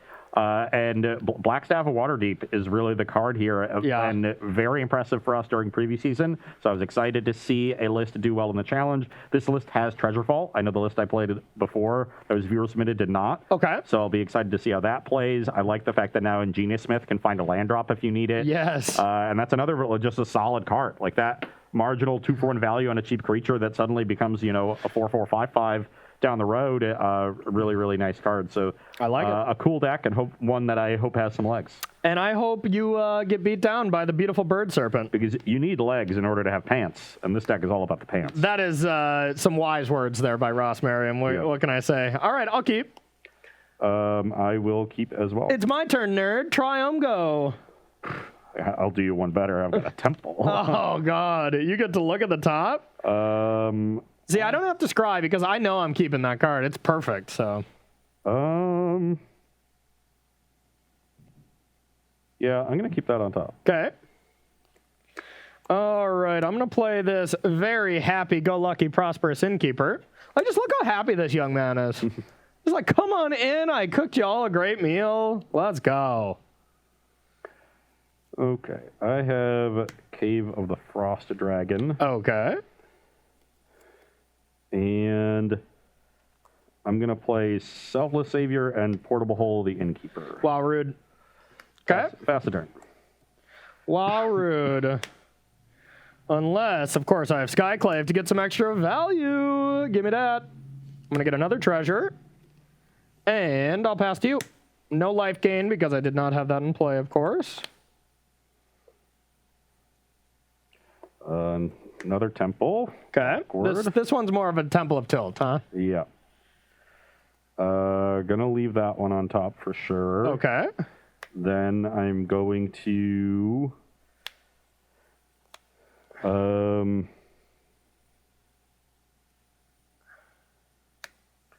play a 2/2 Stonecoil Serpent. Okay. Pass turn. All right. I'll untap. A draw.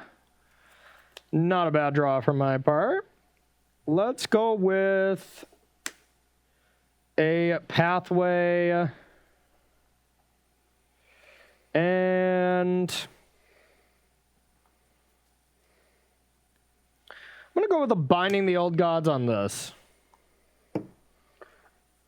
Couldn't target Stonecoil Serpent if you wanted to. Yep, but you could have. Ha Nah, just kidding. I don't even want to attack anyway, so I'll pass to you.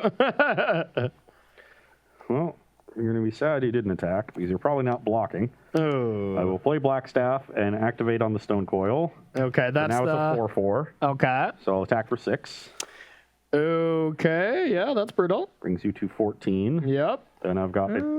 Actually...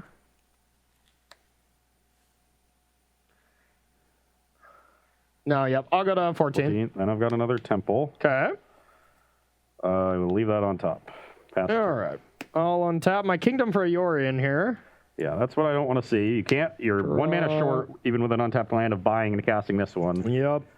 So that. I'm glad you noticed. All right, so we'll get a Triumph. And you don't have another creature here, so I don't want to get cute and wait for you to do something. So we're just going to play this, I drew, and remove a couple of counters. So I just have a 4/4? Oh, it stays like that forever? Yeah, as base 4/4 until this untaps. Oh, well, I guess now forget I had that. Very much protected from Heartless Act, which is a cute interaction. Yeah. I am still going to do it now just in case you have like miscast or something, because I am going to use my mana here to just buy Yorion.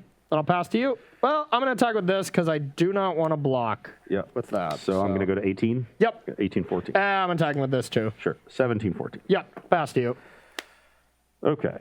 So, very clear that I have to glass casket this apparition before you can blink it. Yeah, that's probably a good call. So I got a 1/1 illusion. Yep. Where are you? And then I'm just going to strap up and all that glitters on this serpent and get in for, so it's 1, 2, 3, 4. So it's an 8/8. Jesus. Okay. Brings you to 6. Yeah. Pass the turn. This is disgusting. All right, we need a good draw. Draw, death touch. Block. He would just be dead. Yeah, this is pretty bad for me. And you got a pretty decent card with multiple pieces of interaction. 3 pieces of interaction here. Oh yeah, I guess this draw was insane.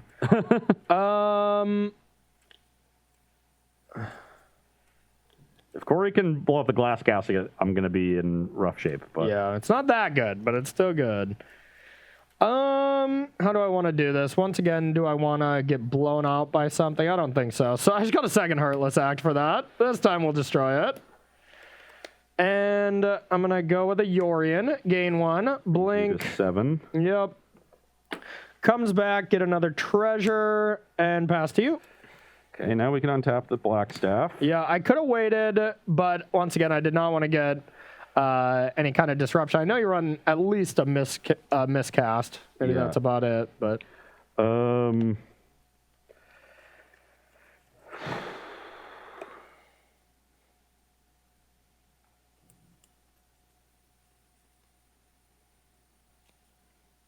You're at 7. You have 2 cards in hand? 2 cards, both hot mediums. Okay, I'm going to put you to the test. Uh-oh. I've got a Ginger Brute. No, the cookie. That I will turn to a 4/4 and then activate its ability and get in for 4. Okay. So, down to 3. So just a creature will not let you live. Okay. I'll pass the turn. All right, all right. Huh. Okay.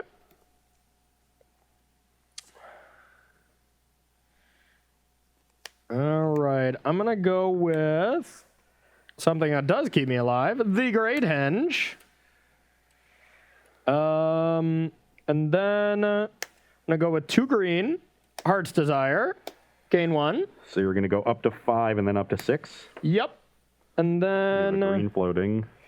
Sack this, Love Struck, gain 1, go to 7, draw. A little bit of a tilt, and do I want to attack? I suppose I can get in there for 4. I go to 14. Pass to you. Okay, need a good draw. Okay, I like that I'm not dead immediately. That is 5. Okay, yeah. Yeah. I was like, if you had 1 more mana, I had to leave back Yorion as well.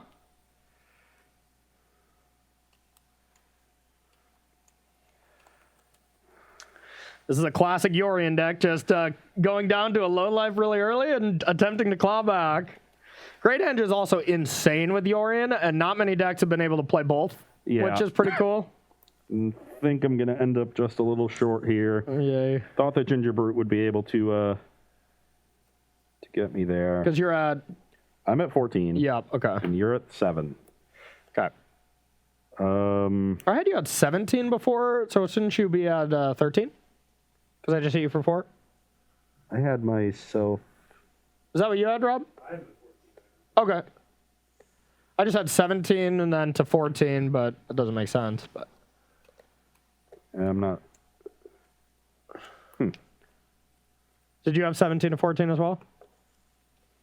I'm trying to decipher my scribbles. Okay, okay. I think you're right. I think I was at 17. Yeah, I think you were. So I'm at 13. So, yep. Okay. Not 13 the to 7. biggest deal, but still relevant. Now I got to think about what I want to do. Think about it. The card I was hoping to draw that would have won the game was another All That Glitters. That would have been very shiny. I just need a creature with haste is what I need. Where are my Ginger Brutes to block your Ginger Brutes? That's the classic, put Jite into my deck to destroy your Jites back in the day, right? Yeah. Okay. I'm just going to activate Ginger Brute to get in there for 4. Down to 3. And I'm going to play a 3/3 Stonecoil Serpent. Okay. Pass the turn. All right. I need to keep pressuring so I can hit and all that glitters to win. I think that's my route to victory. Okay, I'm going to start with I'm going to gain 3 total. Acquisition Expert. So you're going to be at 6. Yep. And do I have more than, a human? What is a party again? Yeah, you need Rogue, Wizard, Warrior. Yeah, you just have the Rogue. Just one, yeah. All right, so one card. Discard a card? Discard a card, yep. Okay, I draw a card. This has counter on it.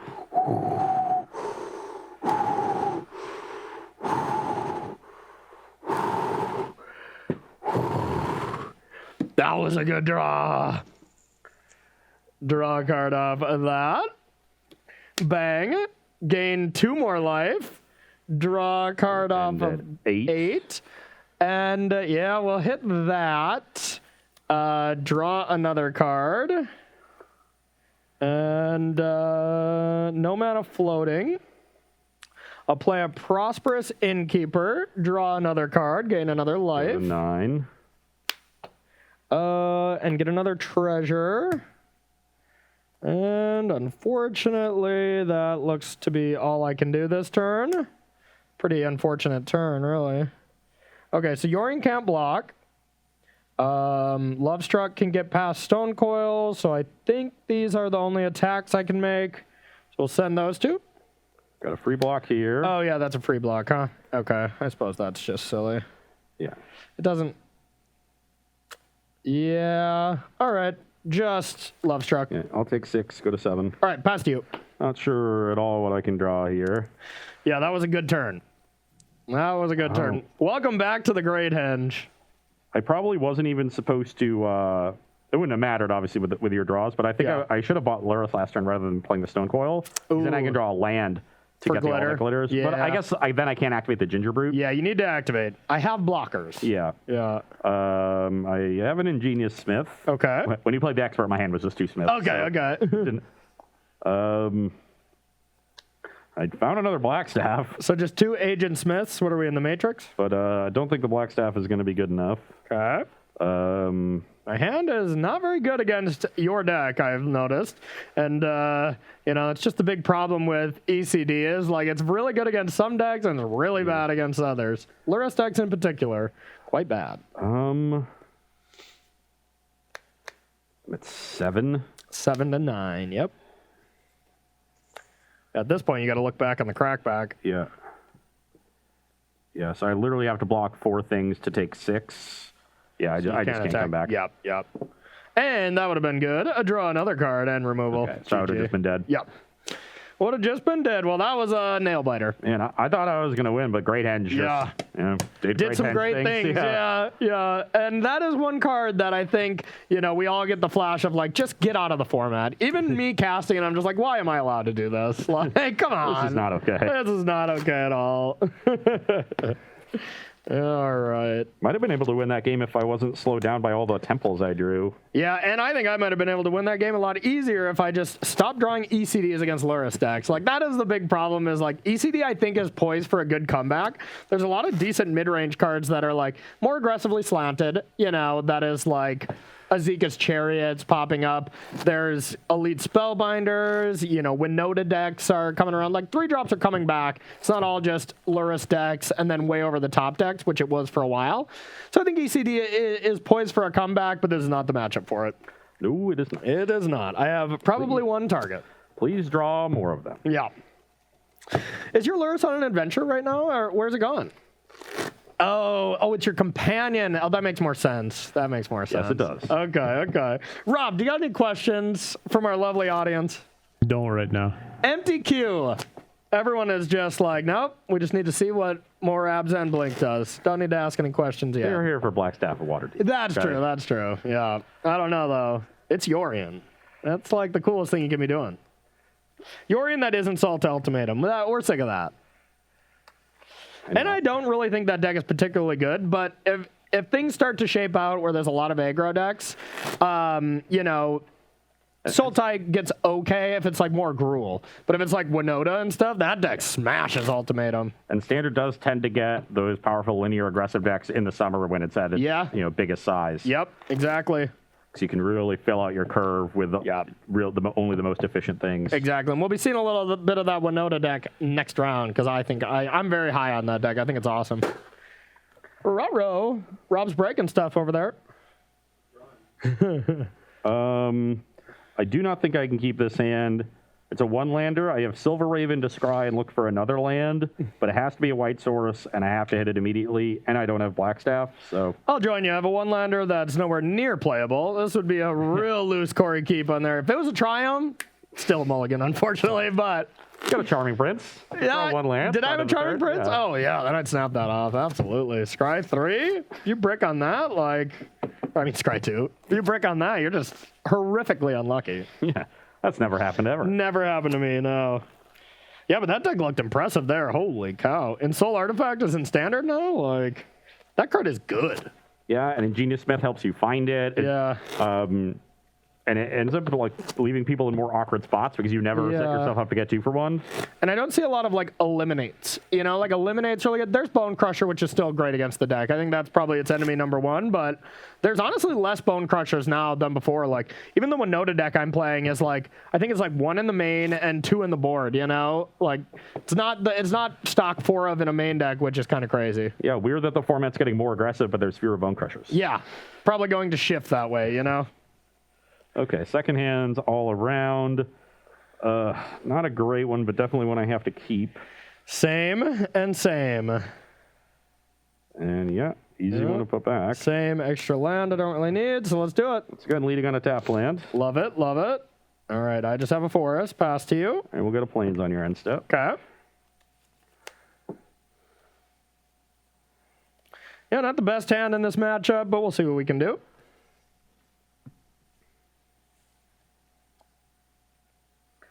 That's pretty cool. I don't like pretty cool stuff. Yeah,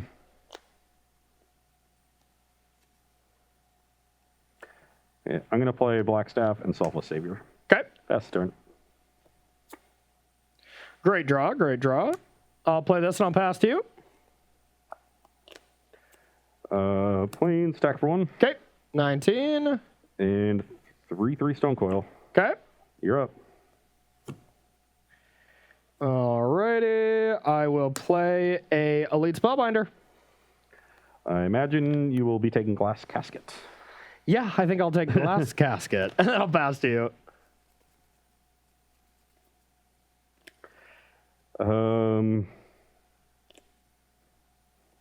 Yeah, I'm just gonna jam. Yep. Didn't come here to not jam. NBA jam. So target the Serpent. I'm gonna get in with both. I'm fine trading Spellbinder for Serpent because this now survives Heartless Act, which I think is your only removal spell that the Savior protects me from. I guess, and you can't hit it with Binding. Yep. He'll is binding the Blackstaff. And Skyclave Apparition hits it regardless, so. With Glass Casket being able to be played, I think I will just eat up a damage here, so I'll take 7. Brings you to 12. Yep. Pass the turn. All right, I do have the binding to at least shrink this. Pass to you. Okay, I'm going to play Ingenious Smith. Okay. Try to find another Blackstaff. Don't do that, please. I did not. Good. So what do I want to take? I've got some options. Options? I am going to select Gingerbrute. Okay. Then I will play Gingerbrute, get a counter on the Smith. That's pretty gross. And attack you for 4. Okay, down to 8. Pass the turn. Oh, chapter 2. Not an awful draw there. Go like this. And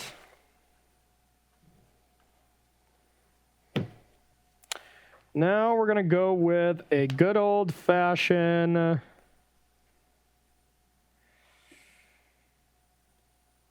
Yasharn. Search. Yep. Forest on a Plains. Mana problems are over. I think we're just going to play one of those lands and then pass. Yeah, let's just play this and pass to you.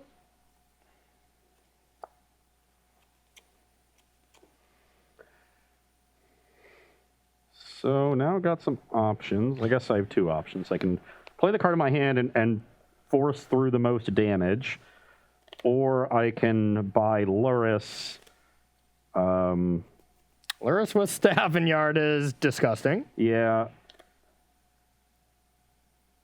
It doesn't really cost me that much. So, yeah, I'm going to play Plains. Okay. Activate Ginger Brute, get in for 4. Okay, I can block. Down to 4. And then buy Luris. Okay. Then pass a turn. All right. I will untap and draw. Ooh. That was a great draw. Death Touch. I have an Elite Spellbinder. I was hoping you'd buy Luris. That's the one I had. Yeah, we'll be taking Luris. And then let's play a land and pass to you.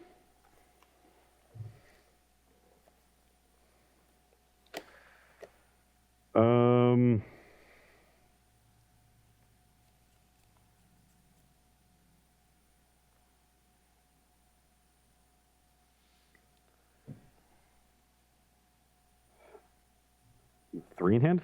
4. 4.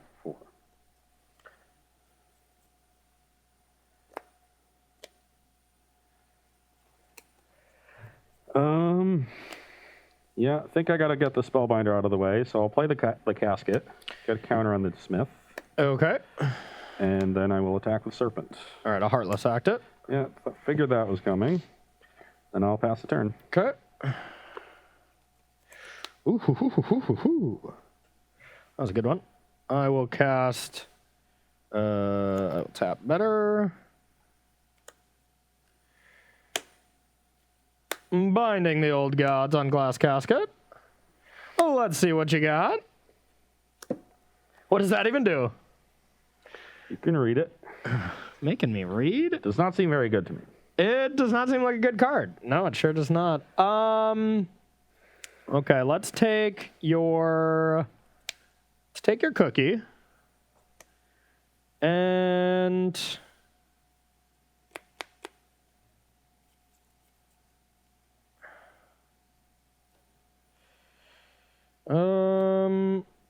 play a land and buy Luris or buy Yorion. Pass to you.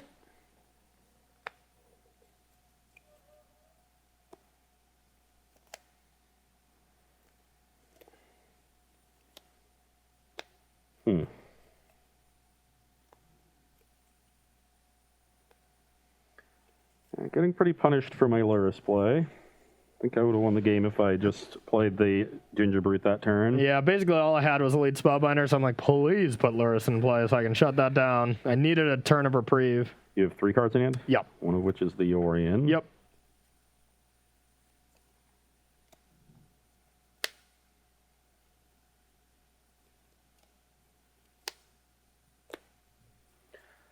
Well, let's play the Temple and Scry. Temple of Tilt. Let's put that one on the bottom. Okay. It was another Temple of Tilt. Ooh, right on time. I will play Ginger Brute. Cost 3.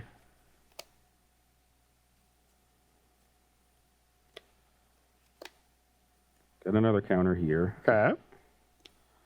Activate 1 Ginger Brute and get in for 1. Okay. I'll go down to 3. Pass the turn. Okay, untap. Chapter 2. A draw. Search. I have no life gain, so I'm still very worried. Yeah. If I took a turn off from getting an artifact on the battlefield on that play too, so my Smith is behind one, and that ended up being really important too. Yeah. I did think about it at the time, but...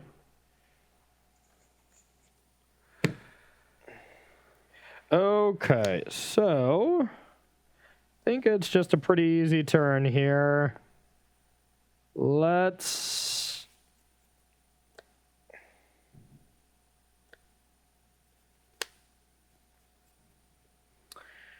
Ugh. I guess it's not easy, because I could die to that stupid equipment thing off the top. But I guess the play in hand, the different play I could make actually gets around that, but I lose the value of binding here, but I guess it just doesn't matter.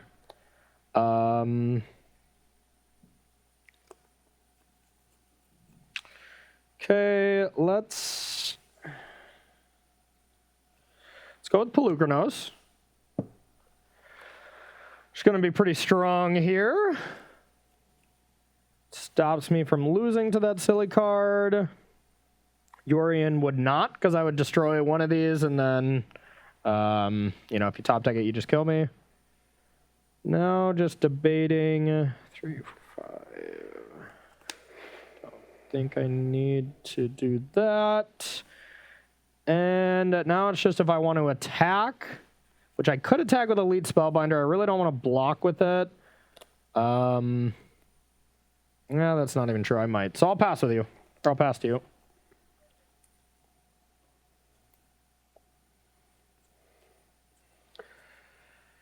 And a reminder to everyone, this is in a Elite Spellbinder zone, not a Companion zone.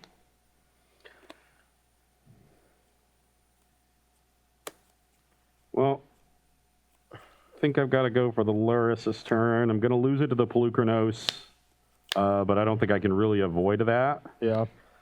So I will play Luris. Okay. I will play the Black Staff of Waterdeep. Okay. That gets a counter here. Yep. And I will pass the turn.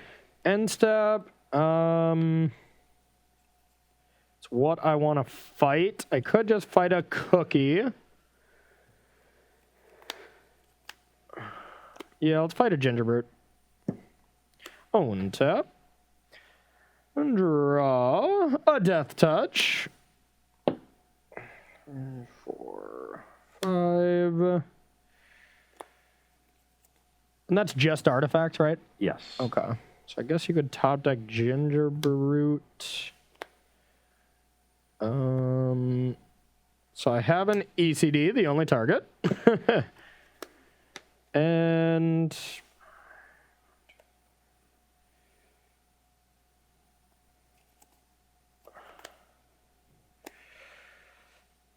just debating if I want to play this. It's been really close basically the whole game. I think I can still hold off and pass to you.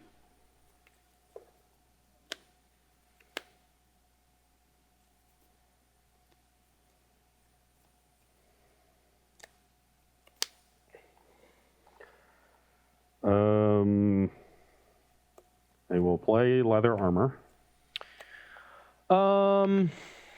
Okay. Get a 5th counter on the Smith. Sure. I will equip Gingerbrute. Which is for free, right? Yep. And it's Ward 1? Yep. Okay, that resolves. And +0/+1. Yep. I will activate Blackstaff, targeting Gingerbrute. I'll respond and play and pay for Ward. Yep.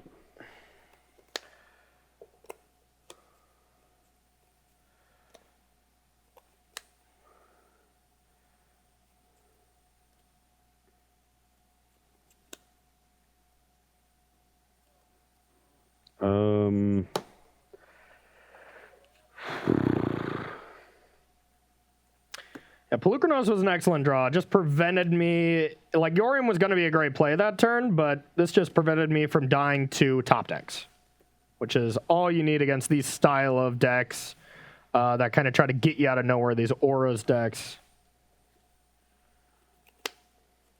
Yeah, I guess you have just as many unplayed. I guess you do have targets for that. I just haven't drawn them. Yeah, not much I can do here. I guess I'll just pass. Okay.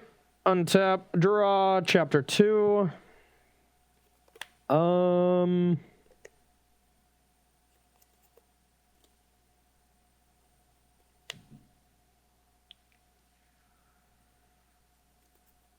will attack for 3. I'm at 17. Okay. Then let's go with I need another stone coil serpent. That's what I need. Yeah, stone coil would be disgusting. All right, I have my Yorion then. Yep. I'm going to blink these two. I don't think blinking ECD does much, so I'll blink this as well. They will come back. Let me see your hand. Ooh, glitters. Okay, let's get rid of the All the glitters is only going to get that to a 9/9, which is not big enough because of the spellbinder. Let's get rid of your glitter then. And let's search for a forest and a plains. And then I'll pass to you.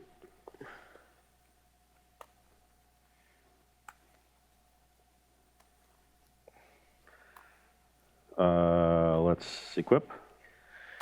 Yeah, I can't really do much to that, so sure. It makes it a 6/7, so it survives Polukranos at least. Yep, but I can't risk you having a ginger brute and just killing me. Oh,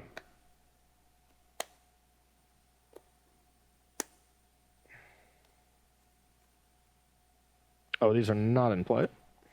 That would be disgusting.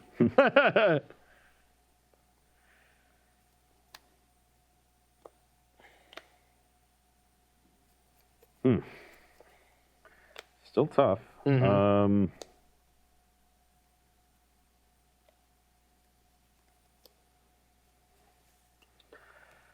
You're a pretty good one, though. Okay. No, that doesn't... I'm afraid.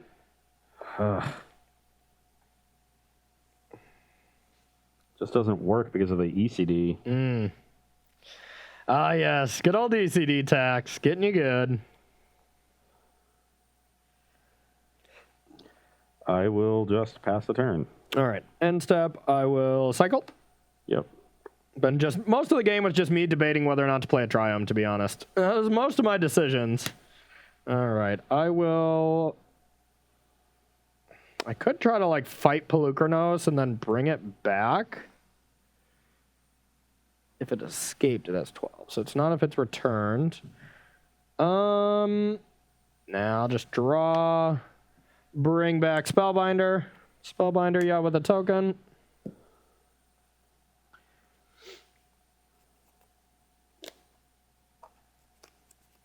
Ooh. Okay, yeah, let's do that. I have enough mana to cast it for 5 anyway because I'm not under the ECD tax anymore. Oh, that's a good one. Yeah, I wanted to be able to hit Polukranos, play Giant Killer, and have a tapper. Yeah. But then you would just be able to bring the Polukranos back. That is true. But I drew the best one. A Skyclave.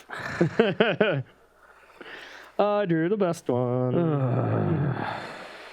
Okay, but I don't know if there's a way I can prevent myself from dying to ginger. Nope, there is. Okay, so declare attacks.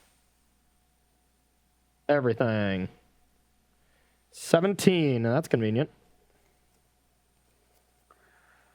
Okay, I'll hit the Polukranos. Okay, Polukranos is down. And take 11. Yep, take 11. Put you to 6. Yep.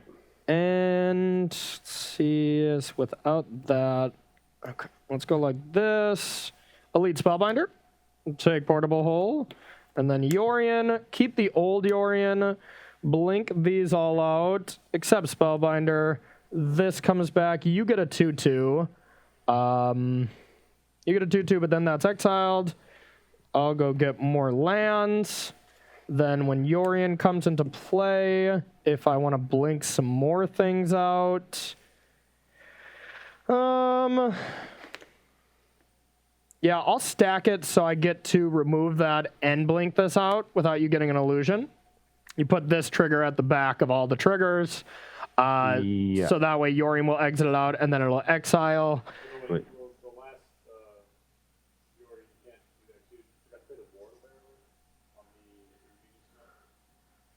Ooh. Yeah. Okay, I'll not play a Spellbinder and do that then. But then I'll blink Spellbinder and still get that card. Sure. Yeah. It's just if I draw Gingerbread the entire game. I don't think it matters. I have this exile from Spellbinder. Ooh. I have exactly 6 mana to play Gingerbrew, play this for 4 and activate it. Oh. And even if you got rid of my entire battlefield, Gingerbrew and this is 3. You're right. Okay. There's nothing you could do. It's just Gingerbrew or bust. Go ahead. That's not a cookie. All right. Yeah, I tried to play in such a way that I didn't die to the cookie, but the giant killer made it impossible.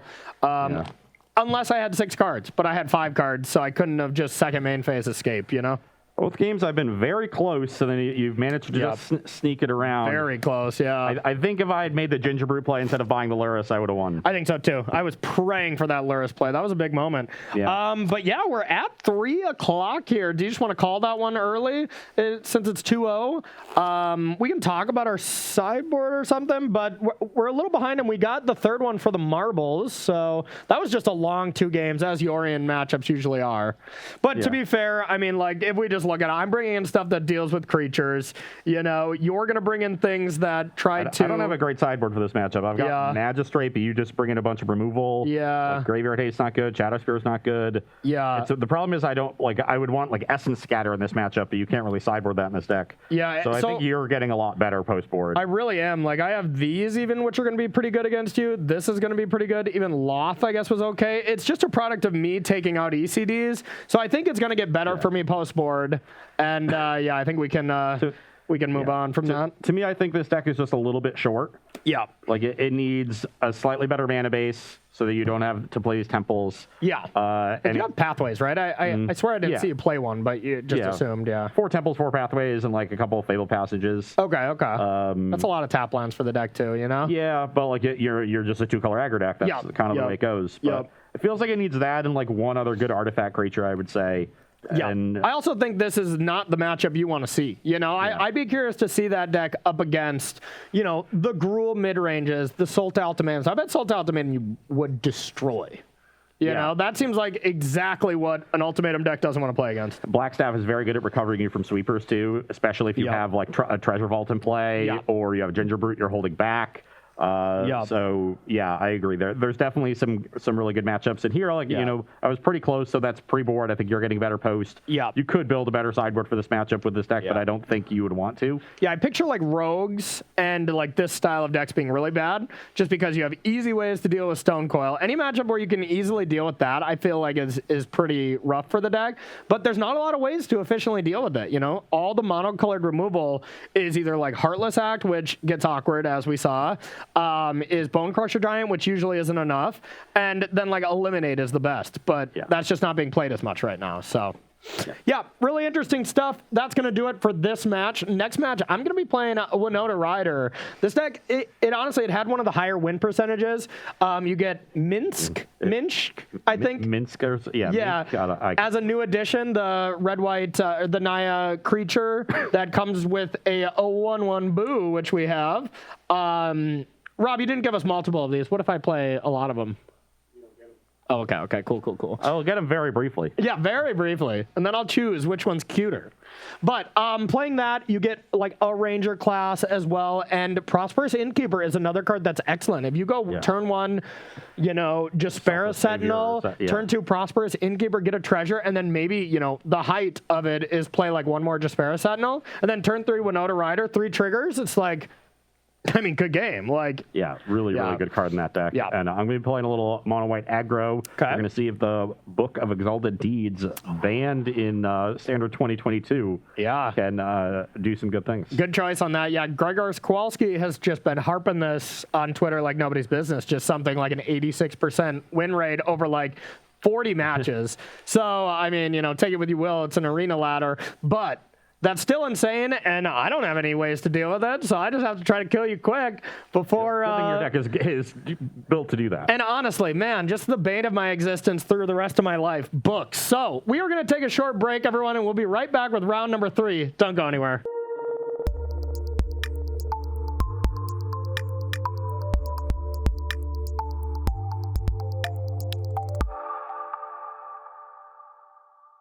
Hello and welcome to Versus Live. I'm Ross Merriam. And I'm Corey Baumeister. And we've got Rob in the booth. Say, Ross is the best roommate in the world, Rob.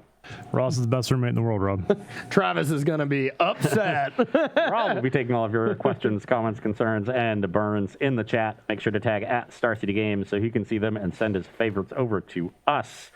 Last match of the day, playing some standard post AFR and playing for the marbles. Yes. As Corey said before the break, he's going to be playing Naya Wynota with several new additions. Again, Prosperous Innkeeper being huge among them. That treasure token accelerating into Wynota, fixing your mana. This deck has often had issues with its mana. Very, very helpful. And Minch. You know, Minch, Beloved Ranger, is super awesome at not only being a target for Wynota to be able to be put into play, but it creates a creature that triggers Wynota. So it's kind of everything you want. And I also will say this is the best Azeka's Chariot deck I've ever seen. Because not only is it creating 2 cards that trigger Wynota as well, but it's just one of those cards that, like, when your opponent's leaving up some removal, you get to play around it by not playing Wynota, right? You know, and then you just get to, like, attack with Chariot kind of forward. Or when you overload, here's the big thing, like, you play Wynota and you're like, with Wynota, trigger or crew Azeka's Chariot, and it's like, okay, do you want to kill the token generator or do you want to not die? You know, like, you know, so, and I mean, you have Selfless Saviors to protect Wynota when you play it anyways. I think this deck and the Gruul deck are my leading decks for what I'm going to play on this weekend's SCG events. I think they're both awesome. I want to be powerful. I want to be proactive and, you know, hope for the best.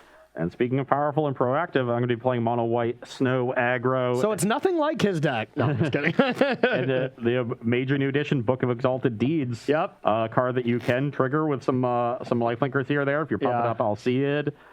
Maybe get an angel out of it, but it gives you some staying power in the late game with Faceless Haven. So once you get to 6 mana, you can activate the Haven, and then it's an angel, make it a platinum angel, then never activate it again. You know what I picture on this? It's a very weird thing, but the Book of Exalted Deeds is like the angel like going like this, you know, like I think has a book on her hand or whatever. And I just picture Mr. Deeds and him like handing a pizza to that guy, be like, thanks, Deeds! Like, and now you will as well, so. Yep. And now so will all of you. To be fair, so. I picture Steve Buscemi a lot. That's true. That's true. Yeah, that is the best line. He's like, ooh, it's what was it? Gummy worm Oreo pizza, my favorite. You crazy man. All right. Okay, I will be on the play. Yeah, is it? Do you quote him a lot because you're basically live his life? You know, him doing young stuff in an old man's body. It's kind of you. Well, I've got the combo, okay, but I also have 2 more lands and nothing to do for the first 2 turns. So my hand is nice, so I'm going to be keeping. The one thing you really get to take advantage of in this deck that you really don't with other aggro decks, which is kind of weird, like it's somehow a better mana base-ish for a 3 color deck when you get to use 12 pathways. You know, than a deck that without. I know that, like, honestly can't be true, but it feels like it. It feels like it's easy to go to a 3rd color where the just 2 color, you have to play so many tap lands, or you just play a lot of basics, I guess. But I think one of the issues is the 2 color decks will tend to play cards that have, you know, double colors in their costs, and pathways aren't as good at helping those out. Yep. And when you're playing 3 colors, if it's all single of each color. And that's basically what Wynota is. You know, Wynota is like all just one of each color. You know, obviously the Naya Minsk is really tough just to cast because it's all 3 colors, but it's one of each, you know, so it makes it a little easier. Yeah. Okay, second hand has no lands. Welcome to my life. Whenever the marbles are on the line, you just crack under pressure. I knew it. Maybe should have shuffled a little bit more. Yeah, sure. Blame the shuffler. Rob, you got any questions? Not at the moment. Okay. Are you someone who is just like, yeah, the arena shuffler just gives some people good hands and other people bad hands? Just they program that in to take more money from people? No, that's not me. Oh, okay. I think it's specifically targeting me. Oh, yes, only. of course. Yeah, I should have known that. It's only you me and you alone. who is negatively affected. Do you mean they targeted you as in they blew up your computer and then they just knew you'd never fix it? So yeah. Knew it. When are you getting that fixed, by the way? Soon. Oh, okay. Cool. Glad we got a timeline for that. 3rd hand. Going to 5. This also has no lands. Wow. Really? Okay, this is just getting absurd. I know you like shuffling, but This might not be your best game. No, I doubt it will. It's just going to be like 3 lands, book, Faithless Haven. Faithless Haven is going to be one of them, and I'm still just going to lose badly. Like, so once you do that, I cannot really win. Yeah, but I need to get to 6 mana to do it. That's true. It's going to be hard to interact with you enough while getting to 6 mana on 4 cards. No one has booked me yet, to be honest. Chat was saying you mispronounced the name of the legend. They're trying to correct you, but the joke's on them. I can't read, so I don't know how to tell you. Yeah, I think it's Minsk. That's like Minsk, I think. I would go Minsk. Honestly, I only know because I put it into a pronouncer because I had no idea how to pronounce it. But it's a fantasy name, so I doubt that's gonna. Yeah. Anyway, that's a good point. Yeah, maybe I was taught wrong by Google Translate. Okay. Just Minsk. That would make sense. Yeah, I guess. I don't know. Like the capital of Belarus. Okay, sure. That's now I get it. Thank God, the capital of Belarus. All right. So, that was a decent draw. Let's go Belarus has been in the news recently. Oh, yes. I've been watching the news. Just according to what continent it's on. Yeah. I'll play Pathway and I'll pass to you. Your hand better be pretty good. Send. I'll go to 19. I'll go to 21. All right. You're up. All right, I figured. Okay, let's go with... let's go with a Pathway. And a fan favorite, Lotus Cobra. Pass to you. Faceless Haven, Apparition the Cobra. Pretty good. Get in. Okay. 1822. You're up. All right, I'm afraid. Well, no land, no play. No land, no play. I heard him. Yeah, I'll play this. I got a Ranger class. Sure. I'll pass to you. This is a pretty good start for you. I'm not going to lie. Okay. Just attack with that? Yeah, I'll attack with the Apparition too. Yeah, you couldn't give it protection.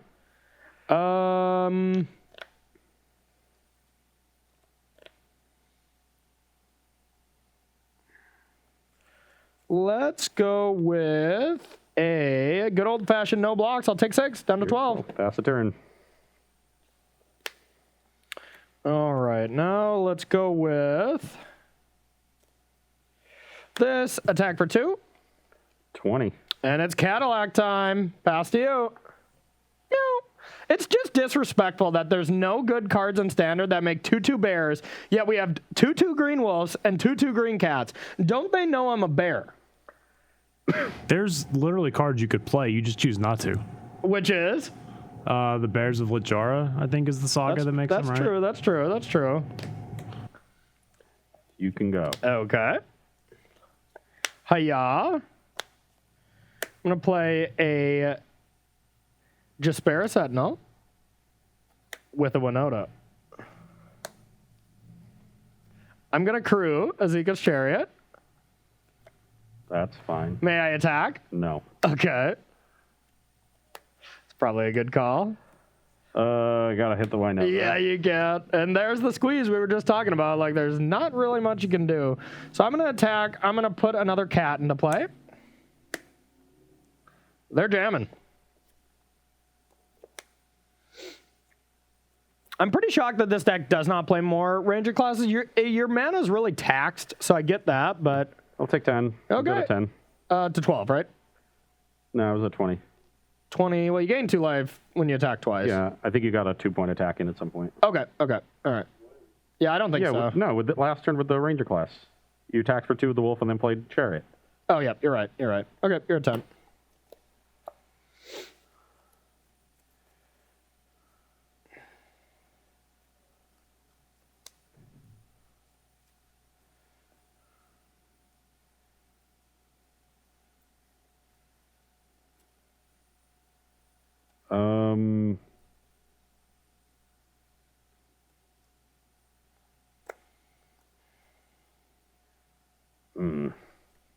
That's a tilt. T? Trying to think of how I could possibly win this game. Yeah. And I don't think I can. Oh, I guess that's a way to win. Book me out? Yeah, if I can survive for 2 turns and draw book land, Yep. I can win. Okay, so let's try to do that. Okay. So that means I will be playing this giant killer. Okay. And passing the turn. Okay. All right, I'm going to give this Winota a try. And I'm going to crew the chariot and declare attacks. Yeah. Bang! Okay, I'll target this. We'll get that out of the way. And now I get 6 triggers. So let's start with the first. All right, just a Kenrith there. All right, number 2. Just a Minsk. This would be attacking as well. Nope. Unfortunate. 4 more. Uh-oh, this one's not looking good. Ah, it's a brick. 3 more. Okay. Yeah, nothing great here. I guess we'll just go with a Edgewall Innkeeper. 2 more. Do-do-do-do-do. Do-do-do-do-do. Oh, this is a nice one. Let's see what's in your hand. 1 more. And 1 more time. Oh, another brick. That's unfortunate. That's it. Okay. Okay, activate Haven. Okay. It's anyone's game, really. Yeah, I think I'm just dead. Yeah, you're dead. Winota does some busted stuff, and of course, you mold to 5. You know, there's no. I was drawing book. Oh, no. Oh, well, you didn't need land after that? Yeah, you need 6. You do need 6? Okay. 3 to activate Haven, 3 to activate book. Yeah, if a Haven produced white mana, then it'd be insane. And yeah, then it's I can't win. I don't, there's no way I can win, but I'll deck first, I imagine. I mean, it doesn't matter. I'll always deck first because you can't win. Yeah, so I just lose. Yeah. Yeah. The game ends. The game ends. Well, it doesn't end, but you can't win. Technically, I'm not forced to concede here on Versus Live, so it could be like 5:30, Well, trust me, I have the power to make you concede. Oh, do you? Dang it. To phrase that the better, you can choose not to concede. I can choose to end the stream and go home. That's true. Yeah, but the game still goes on, Rob. We don't just stop playing just because the lights are off. When I turn it up, when I come back, turn the stream on Thursday, I'll just still be sitting here. Yeah, whatever. I'll be like, Go. Go, Corey. You lose. Draw step. Untap. Upkeep. Draw. I'll attack. I take it. Negative 456,348. Your go. Just describing my nightmares. Yeah, that sounds fun. Okay, maybe I'll get to play a game of Magic. Yeah, that was unfortunate for you. How's that one? Much better? Not good. Ugh. I just don't think I can keep this. I don't interact at all. I'm kind of slow. I have 5 lands. If I have 4 lands apparition, then I would have kept. I think I'm going to mulligan mine as well. No green, a lot of green cards. I have 1 castable. Even if I get green, it's just not even that good. If I get innkeepers with no adventures, and then a bunch of non-human, actually a lot of humans, and then even if I draw one out, I don't get that many triggers. So I think that's just an easy mull on the draw. If that was 6, I would. If I get the exact same hand as a 6, I'd keep it, but wouldn't be pleasant there. God, I'm just so unlucky mulliganing so much today.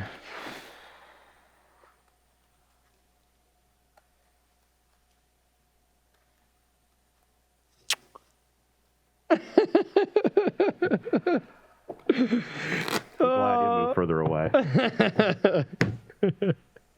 All right, let's try our 6s.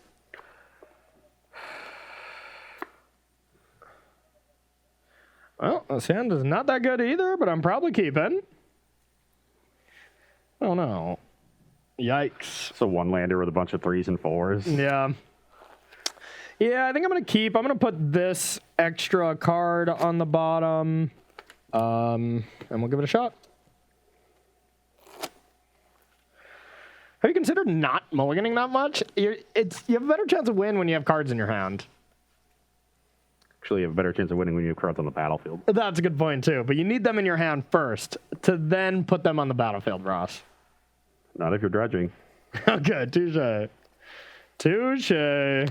Ladies and gentlemen. We got him. Okay, this hand is very good. Okay. Uh-oh. Definitely putting that one back. Okay. So someone in chat asked who is shuffling these decks, and the answer is always Ross. Always Ross, yeah. He shuffles both decks. Loves to shuffle so much.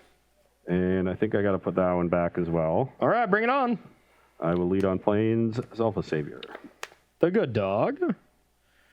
I have a forest and a Despair Sentinel. The good dog's worst nightmare. Plains, Aspirant, counter on the dog, get in for 2. Oh, 18. You can go. Okay. Not a bad draw there. Let's go with a red mana. I have a Ranger class. And I'm going to tap this for mana and play Natural Innkeeper. Pass to you.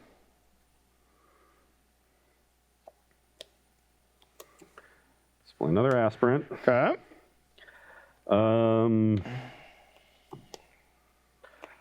think I win this game by just being aggressive. So 2 counters on the Aspirant that can attack. Get in for 5. 14. 13. Or it's only... How did you get 2? Oh, you get 2 counters. Yeah, of course. 13. Pass the turn. Yeah, that's pretty good. That was not very good. I have this and an Azeka's Chariot. Got a couple of cats and then all attack for 2. I'll get 18. Pass to you.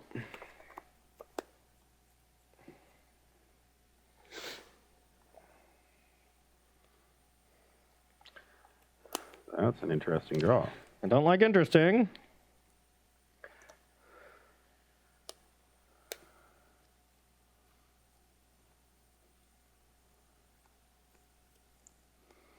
Yeah, the Neo Winota deck doesn't run a lot of removal, so Aspirant's actually pretty good against me. It just kind of goes ham. How do I want to distribute these? Mm-hmm. You're 13 right now? 13.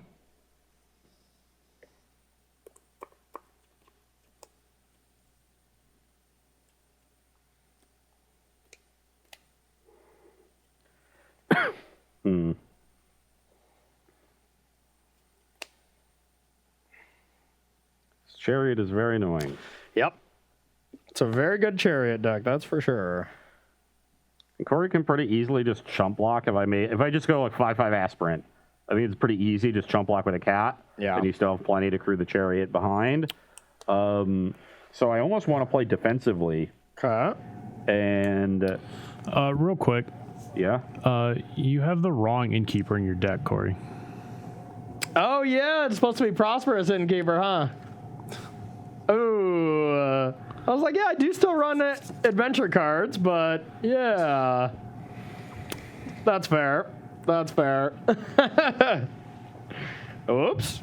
All right, well, we'll keep that one Innkeeper here, and every other one we draw, I'll just replace, okay? Dang it, I wish this was Prosperous Innkeeper. That would have been much better. This is kind of awkward. I think I've decided I want to play defensively. Okay. This turn, and so I want to at least get Aspirant to a 4/4. Okay. So that's definitely happening. But then I can't making this a 3/3 doesn't really work because if I leave the big Aspirant as a 4/4, I'm going to need to use the Savior to protect it from the Chariot, and then this one, the 3/3 dog won't be able to eat a 2/2. Yep. And then counter on the small Aspirant means it still doesn't eat a 2/2. So I guess I'll just make this a 5/5 for now. Okay. And I'm also going to play my land and a Spellbinder. And a Spellbinder. Okay, I have King Ken, and I have a Prosperous Innkeeper. Okay. I think I just have to take the Kenrith. Yep, that makes sense to me. And then I'll pass the turn. Okay. That was supposed to be a Winota. It was not. So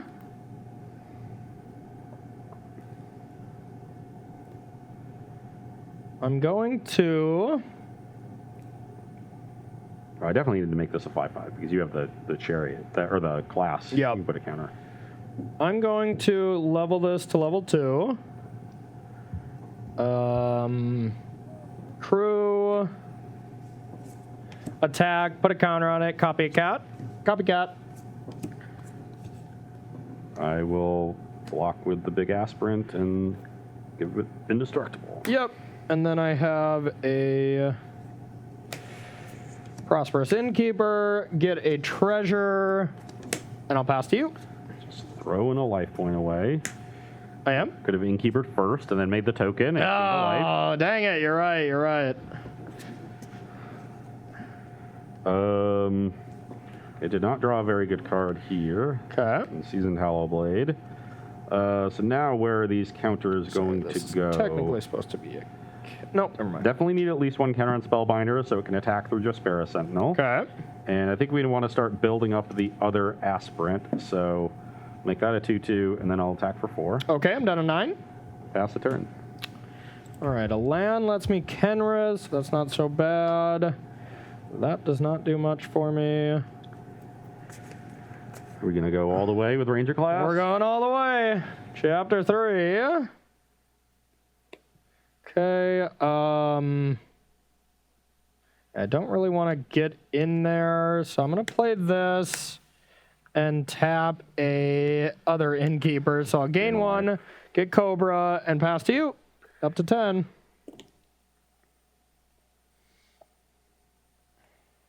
That was a good draw. Uh-oh.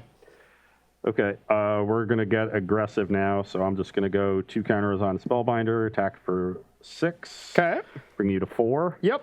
And I will play an Alseid, which will get it through Sentinel next turn. I'll play this. You gotta be kidding me. All right, so I'll definitely play this. We'll take a peek here. Good enough, though? I don't know. We're going to find out. Like 20, it's a lot of life. And if I can't block on the crackback, I think I have to get in with this as well. So yeah, I'll attack with everything, even this, I guess. 1, 2, 3, 4, 5, 6, 7 triggers. Should be 8 technically, but yeah, we'll just do 7. 7 triggers. All right.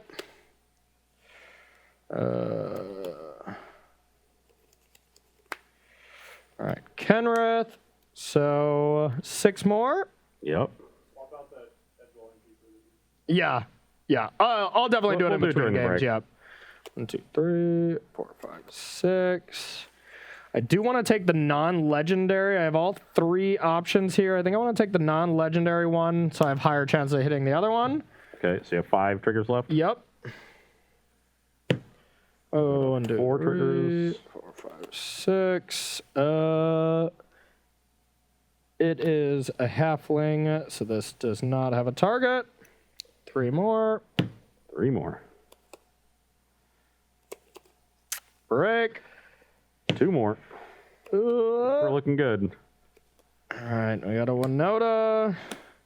This is the last one? Yep. Please don't hit Blade Historian. I don't even think Blade Historian was in this list. I think it was in a different one. But yeah, we have this, and I don't think that's going to be enough. So these were the hits. And this, I'm looking at 3, 6, 10, 15. Yeah. And then we've got 3 1s to 18. And I gained a ton of life, though, as well. Yeah, One, that's the two, big thing. 3, 4, 5. 5 life. I gained 5 points, so I go to 9. Yeah, so puts you to 9. Yep. And yeah, if this was the other Innkeeper, I was going even further. Oh, I also get a counter. Also, Corey, you have 2 Historian in the deck. I have 2 Historian in the deck? Okay, I just was unlucky and didn't get in my top 1 billion cards. I think 9 gets it, because this can only get to 8, even if I... Yeah, and I get a counter on something too. Oh, and that happens before, and it can't go on any of these. Yeah, exactly. We'll just put it on a 1/1. Okay. So I can pretty easily put 5/5 aspirin on 4/4. Mm-hmm. Then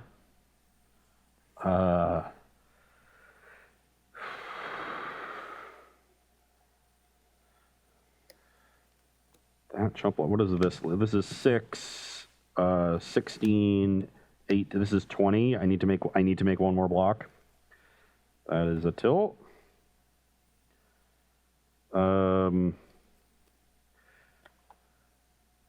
So 6.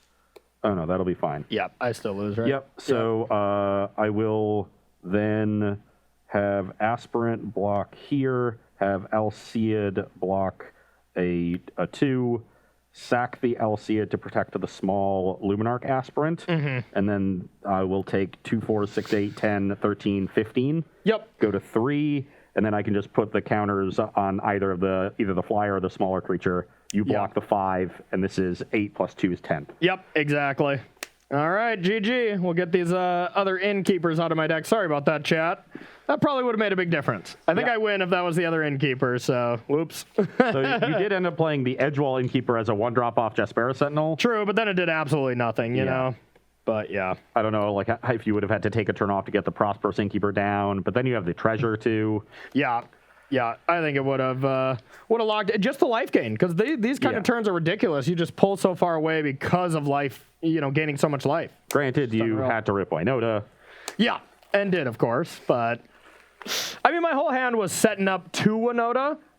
So, eventually I'll be able to hit it. Your whole deck is setting up to Winota. That's true. It's right there in the name. I just wanted to give us a game for the marbles, though. So okay, so we're going to take a short break here, get some sideboarding set up. Corey will fix his deck. All fixed. And we will play one final game here for the marbles, so you're not going to want to go anywhere. All right, everybody, welcome back to sideboarding here between Naya Winota and Mono White Snow Aggro. From my end, just taking out Selfless Savior. This card is excellent when people are trying to red cap melee my Winota. And I guess you do have giant killers. Yeah, you do have giant killers, so maybe it actually is worth it. I just realized that now. I'm still going to take out a couple.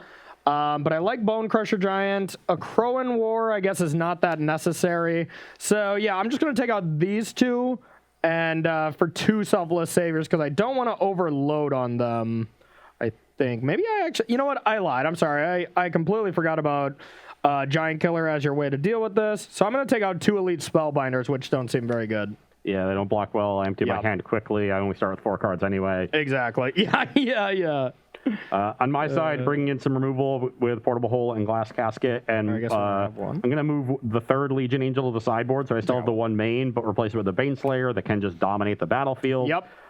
Shadow Spear, if we're racing, my note is usually going to win. At least racing in that manner. I think the way I did it in that last game is the way I generally win, is I'll take over the air with bigger creatures and then just try to lock up the ground for long enough to win. And then Search for Glory is here to set up the combo in game 1s, but it's just really slow in this matchup, so I just can't take the time to cast it. I like it. I'm going to trim 1 Savior. I don't want to overload on that effect. I usually only need the 1. Yeah, you only need 1 good dog, yeah. All right, so I'm going to be on the play. A definite advantage in this matchup. Sure. Yeah. All right. I'm just happy to have the extra card. Yeah, that's true. You need it. So now you're up to 5 after your mull to 4 here? All right. Ambitious that I'll keep 4. Yeah, no kidding. I will start. Give me that God hand. Ooh. Oh, God. Not that kind of God hand. Yeah, I will mulligan this. That is a clunky one. We'll go to 6. I guess it is my turn, huh? I deserve it. Oh, no. To be fair, these mono colored decks are really inconsistent,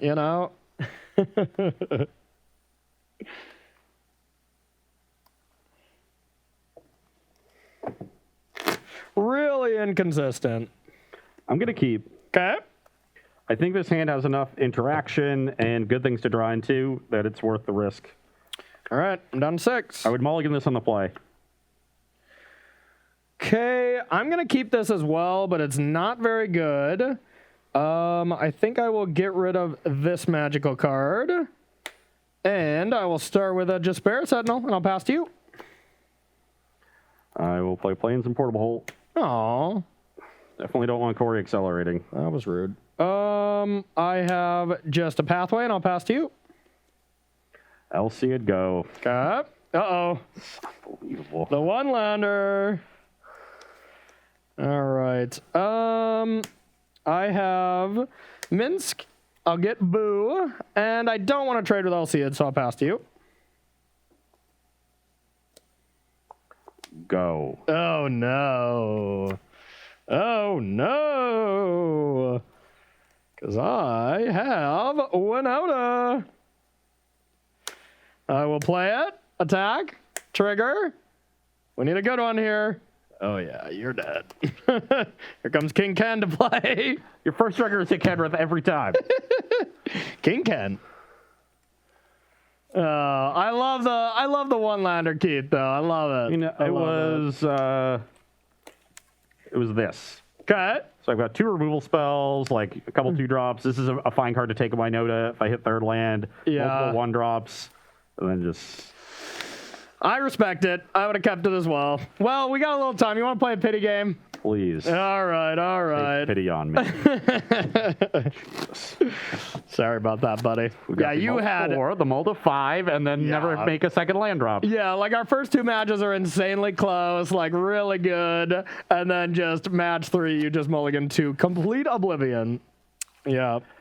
But no, I mean, this deck really has a lot of staying power because you have so much to do with your mana. You know, I honestly want to see more Ranger classes in this deck. It only is a one of, and I just think that card is really good. Maybe only like 2 or 3, but having that thing to do with your mana when your opponent's clearly leaving up a counter spell or removal for Winota, and you're just like, okay, I'll put a counter on and I'll attack with my cats, make them bigger.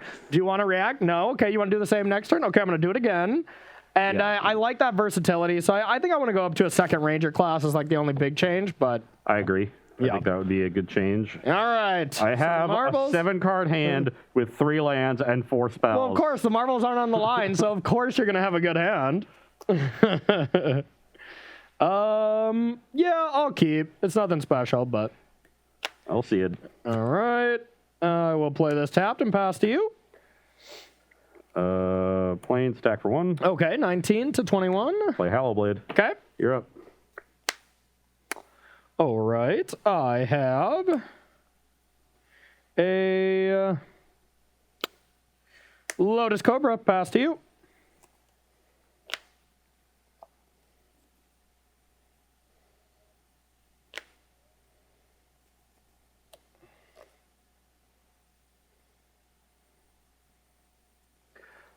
Selfless Savior, Aspirant. Okay.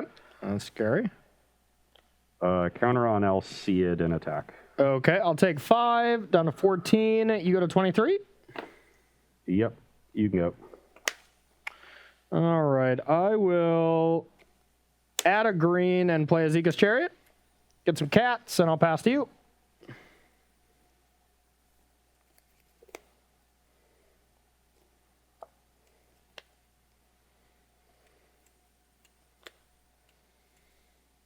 And just the cards just work together so much. Like, even my hand, I'm just looking at, I just have a nice amount of synergy with pretty much all these cards. Play Spellbinder. Yeah, that's kind of gross. All right. Take Winota. Okay, good call. Counter on the Spellbinder. Okay. You're up. We got a plan, huh? Okay,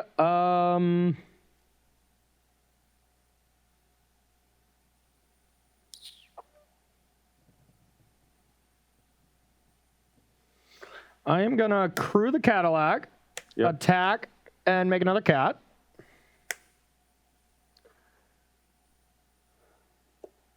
I will block with Spellbinder and give Spellbinder indestructible. Okay. I will add a green and play another Chariot. Yep. Get some more cats, and I'll pass to you. Now I'm just a land away from Winota already, and that's probably good for me.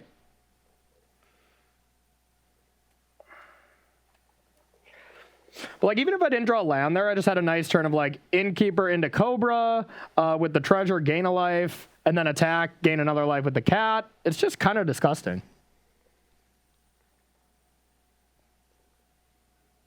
Counter on the Alseid so I can contain the cats. Okay. Attack for 4. Okay, I will go to 10. 10. And a pass the turn. You have a plan, huh? Okay,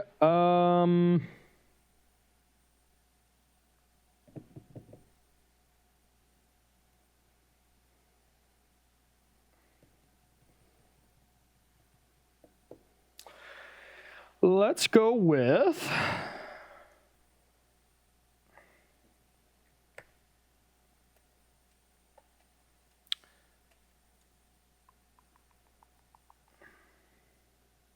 Prosperous Innkeeper.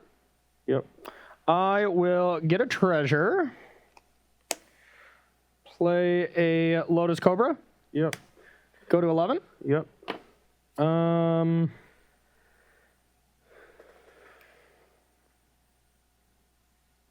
Crew the Chariot. Crew's fine. Declare. I will chop down the chariot before attacks. Chop down. I'll crew itself. Now do I want to attack with 5 cats? You basically block 1, gain 3. So you take 5. That's okay. Then it unlocks the door for a big attack for you. Yeah, that's kind of gross. So yeah, I'll just pass to you. Excellent, excellent. Excellent.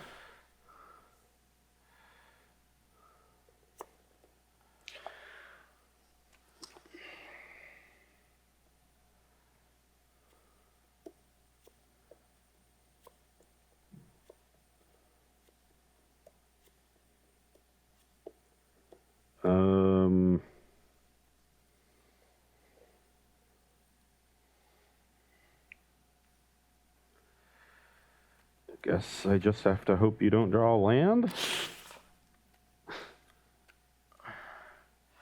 that mean you have a good one? No, it means you have a good one. Well, I know I have a good one if I draw land, but it means you have a good play at least. Not really. Gonna go counter on the Spellbinder, get in for 5. Down to 6. And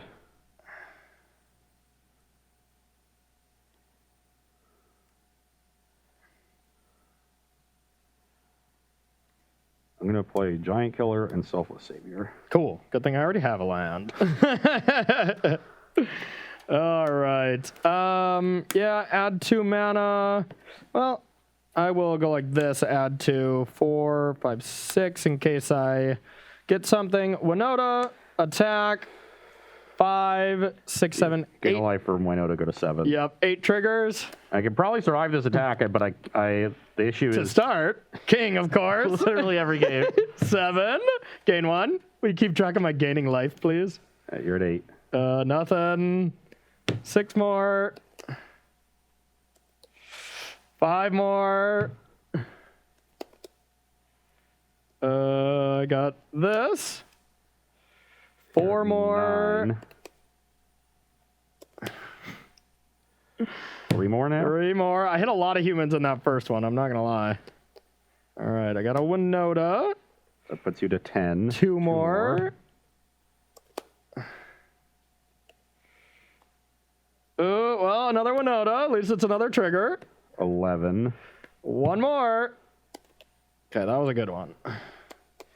Mince, gain 2. Get a boo. 13. Okay, there you go. Now I'm at 23. Yes.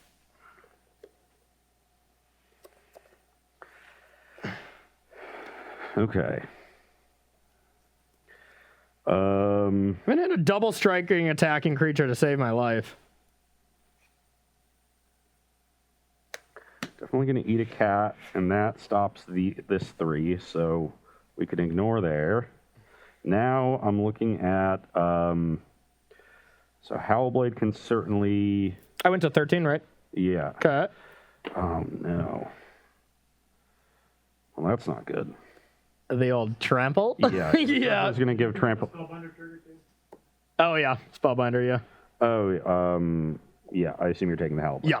Your castable spell. Yeah, Book hasn't looked good, but it's probably not the matchup for it. Okay, so this is 10, 16, 25 right now. 22, 25, 26, 27, 28, 29, Well, yeah, 30. I mean, it's easy math. 30 trample damage. Can you survive that? You need 7 toughness, which you can do. Well, I need 8, but this is 6. So because no, this is 5. Yeah. But this is what did I say? This was 23. Yeah. 5, 3, 6, 10, 15. It's 25. Okay. 25. Yep. And I'm at 23. So I need to prevent 3 of that. What about these? Those get canceled out by this. Yeah. Okay. So this is an Okay. and And then I need to somehow deal 13, and you found a blocker, which is another big part of it. Yep. Yeah, I think without the blocker, I win. Yeah, probably. You needed to hit either Minsk or Blade Historian. Yeah, no kidding. To get me, because this is 5. This is going to survive. So yeah, this can easily just block something and soak up 1. Okay. So I'm now taking 24, and then I just lose the Giant Killer, right? Yep. And go to 20, and so I can just like trade the Giant Killer for the Lotus Cobra, and this should be 22, right? Or what exactly does this do? No, only sorcery. Yep. Okay. So just a 3/3. So yeah, 3, 6, 18, 23. Yep. So you need. How did we? You need 1 more blocker 3, then, essentially. 6, 11 or 3, 6, 14. No, this is 19. Yeah, I don't know where we got 23, and then the plus 3, so that's 22. Yep. So this block would let me live, but then because you have the blocker, well, what happens if I draw a land for the Haven?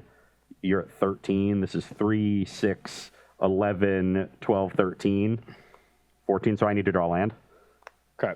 Is this your blocks? Yeah. Okay, I'll put a counter on Cap.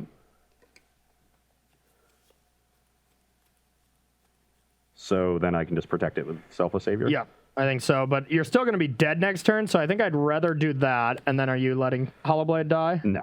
Okay. Definitely discarding book. Yep. So, yeah. So now nothing. Now this doesn't even trample. Doesn't trample. So you take 7, 10, 13, plus 6, 19. Yeah, so I go to 4. Okay. Oh, but then you gain 3, so you go but that to... can't... That oh, yep. So you go to 4. You lose a cat and a cobra. Yep. And, yeah, pass to you. I can also... Oh, no, I still have the... 4. Oh, that's dead, though. You blocked with that. Should I not have done that? Yeah, the Giant Killer's dead. If you don't do that, I trample. So that was the whole thing. If you blocked with that, you kept yourself alive at 1.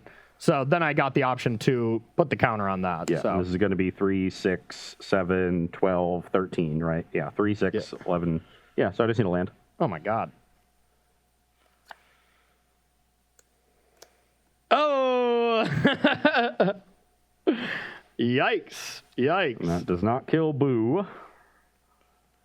I could have also drawn Portable Hole or Casket. Yep. So I had 23 outs. But you didn't get there.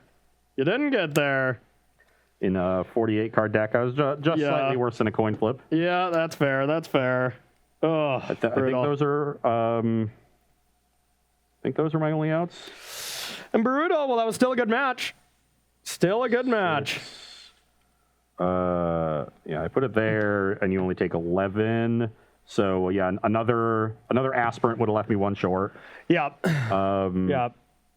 And I can't aspirant or apparition the token. Yeah, it's still super close and just ridiculous. Honestly, mathematically, I feel impossible to not hit a Blade Historian. All of the Sky Clears might have done it too. Well, too late. Shoulda, coulda, woulda. Shoulda, coulda, woulda. This had 2 counters on it, right? So I put another one there. That's 6, and then I make this a 5. Oh no, that's 1 short. You keep doing math all day, buddy. The marbles are staying over here. That's the only thing you need to know. How is Maul 1 short, but how is Maul and Aspirant both 1 short? Because you needed to animate this for a blocker. Yeah. But maybe I did the math with the Aspirant wrong to begin with. Yeah, it was 1 short because this was a 3/3, and I would block that with the Boo. Right. So you're losing a point of damage with that. So this was the board, right? Yeah. It doesn't matter. It's over. Block there. This is 5, 8, 9, 11. Maybe this had a 3rd counter on it. And then Maul was lethal. Yeah, sure. Did I attack you for 6 at 1? No, I attacked you for 5. No, the thing is, if you don't get a land for this, Boo was going to block this, and then I know land is lethal. But I take 3 extra damage. If you play Maul, I'm only taking 2 extra damage because I block LC it. So you're losing a point of damage. Yeah. I'm all one of the 3 power things. It's the same thing, buddy. Yeah, it's still 2 damage because there's 2 of them. Yeah, so it's only 2 extra damage. I need 3. That was a good match, though. That was a good match. Especially for you just mulliganing to complete oblivion. Yeah, it probably would have been easier if I had cards or lands or reasonable draws. Yeah, that's reasonable. Yeah, didn't mold a 4, Yeah, mold a 4 is a big factor. So any maybe a game where you didn't find Winota by turn 4 every game. I did draw Winota pretty timely, I must say. Any big takeaway for Standard? And what would you play this weekend in the qualifier? I do think the Winota deck is very good. I think it's really good. It looks very resilient. I think you can easily win games without Winota. At this point, I think Innkeeper helping them. My biggest issue with that deck has always been the mana base. So the extra treasures for Innkeeper are really good. Edgewall Innkeeper did not look very good. I don't know why that was in the deck. Yeah, Edgewall Innkeeper, believe it or not, didn't trigger at all for that first game. So that was a mistake. Very odd choice from whoever registered, but it worked out for them. So but the one thing that I will say that this deck is vulnerable to, kind of just like the Jeskai Mutate deck, is just Red Cap Melee is incredible post board. So like you never really take out Winota, but it gets harder to protect it. Like Selfless Savior is good against that. That's why you play 4 of them, but it's really still very vulnerable to that, but you can still play around it. It's just Red Cap Melee is really good right now. I guess. It really is. Goldspan Dragons is a messed up card. It is. I'm kind of fearful for post rotation Standard just being the Goldspan Dragon show. Yeah. And I mean, honestly, Standard 2022, what's really dominating is mono green and Is It Dragons. We're like that initial thing. Of course, we're going to get another set that's going to change a lot of things, but it's going to be good. And like, if you're telling me those are the 2 top decks and the Is It deck is going to have access to 4 Burning Hands, yes, I'll take the Is It deck. Me too. But, it still has a problem. Mono green was a legitimate good matchup. Like, Is It Dragon struggled with mono green in Standard 2022. So I think there's hope that that's not just going to be dominant. But, Ranger class, Werewolf Pack Leader, a lot of good additions to that deck from the latest set. Totally agree. All right, everyone, that's going to bring us to the end of the show. We're going to thank some subs, we're going to thank some sponsors, and we're going to head out. All right, we got 1 sub today, Crispy724 for 11 months. So thank you to them and all of our other subs. Getting crispy. Thank you for that support. If you would like to support Star City Games in another way, you can join SCG Premium. $7.99 a month will get you access to exclusive content from our wonderful staff of content creators, as well as some other perks, which are 5% off of sealed products, 10% off of singles, and 15% off of supplies. So head on over to starcitygames.com/join-premium and sign up today. Absolutely, and I've been mentioning it all day. The SCG Tour is back. Friday will be the first satellite. Friday and Saturday will be the 2 days for satellites. 4 different satellites each day. If you go 4 and 2 or better, you will be qualified for the Sunday Championship qualifier. You go 5 and 1, you get a bye. 6 and 0, you get 2 byes. And the one thing that's different this time is if you accumulate 30 points, you will be qualified for the first SCG Con here in Roanoke to be played live. And I just cannot wait. Go to starcitygames.com/SCG Tour Online for more information on that. And the return of paper events means that you're probably going to need to pick up some cards that you don't have from the last year and a half. No kidding. And if you want to pick up a little extra cash so you can acquire the cards that you need, you can sell your old cards to Star City Games, and the process has never been easier because there's so many ways to do it. You can use the buy list feature on the website. You can mail your cards in and let SCG do the work for you. You can make an appointment and come here to do your business in person. And if your collection is big enough, you can make that appointment and have SCG come to you. So pick whichever works best for you. And do always keep in mind when you're trading in your cards for store credit, you will get a 30% bonus on that trade-in. How many people do you think are going to ask us to borrow cards here in Roanoke? And we're going to be like, you think we have Magic cards here? Like, that first tournament is going to be rough. Yeah. I'm the one asking to borrow cards. Yeah, exactly. That's how this works. Yeah. So if anybody has cards out there, they're coming to my home, you give me the cards I need, and then I give them back to you at the end, and then you leave. Smart. It's like if Modern's going to be part of it, Ross is going to be like, I never wanted to play Amulet again. I told you I never wanted to play Amulet again, but I kind of need a deck, so... It's the only thing I have. Yeah, I don't want to drop $1,000 or something. So yeah, that makes sense. Sell some cards, get some bonus bucks back. I'm going to be doing that myself. Fortunately for Amulet, Unholy Heat has done a number on that deck. Yeah. People killing your Titans for 1 mana out of the red deck is... not fair. That does seem good. Yeah, not bad. So next order of business, we do have a sale going on, and this one, you just get 10% bonus bucks back on select items. So go to starcitygames.com/sale to get more information on that. And remember the sale does end at 10:59 a.m. on Monday, so get it in over the weekend. And last but not least, we would like to thank our sponsor, Coalesce Apparel. If you like the shirts that we wear, you can find their entire collection of shirts, hoodies, and stickers at coalesceapparel.shop. And be sure to use the gift code SCG when checking out to get 10% off of your purchase. All right, everyone. I want to thank you so much for watching. This was a fun dive into Standard. I hope we gave you some good ideas of what to play this weekend in the satellites to qualify yourself for that Sunday Championship qualifier. I'm leaning on Winota as well. I think it's just a super fun deck to be played. So be on the lookout. Thursday, we are going to dive dive back into Historic to check out what Brainstorm leaving the format has really done to it. And let me tell you, I have one deck in. We can play basic lands that are an island. You can. You can. The island's still pretty good, believe it or not. And I have one deck that I'm calling dibs on. I'm going to leave it a surprise for you, but I have just been having a ton of fun playing Historic. Does it have Yorion in it? It does not. Yorion in Historic is not good. Not good. So we're going to be doing that on Thursday. So if you're a big Historic fan, come and check it out. We got a lot of fun decks to play. So that's going to do it for us. Thursday at 1 p.m. Eastern time will be the next show. So for Ross Merriam, I'm Corey Baumeister. We'll see you then.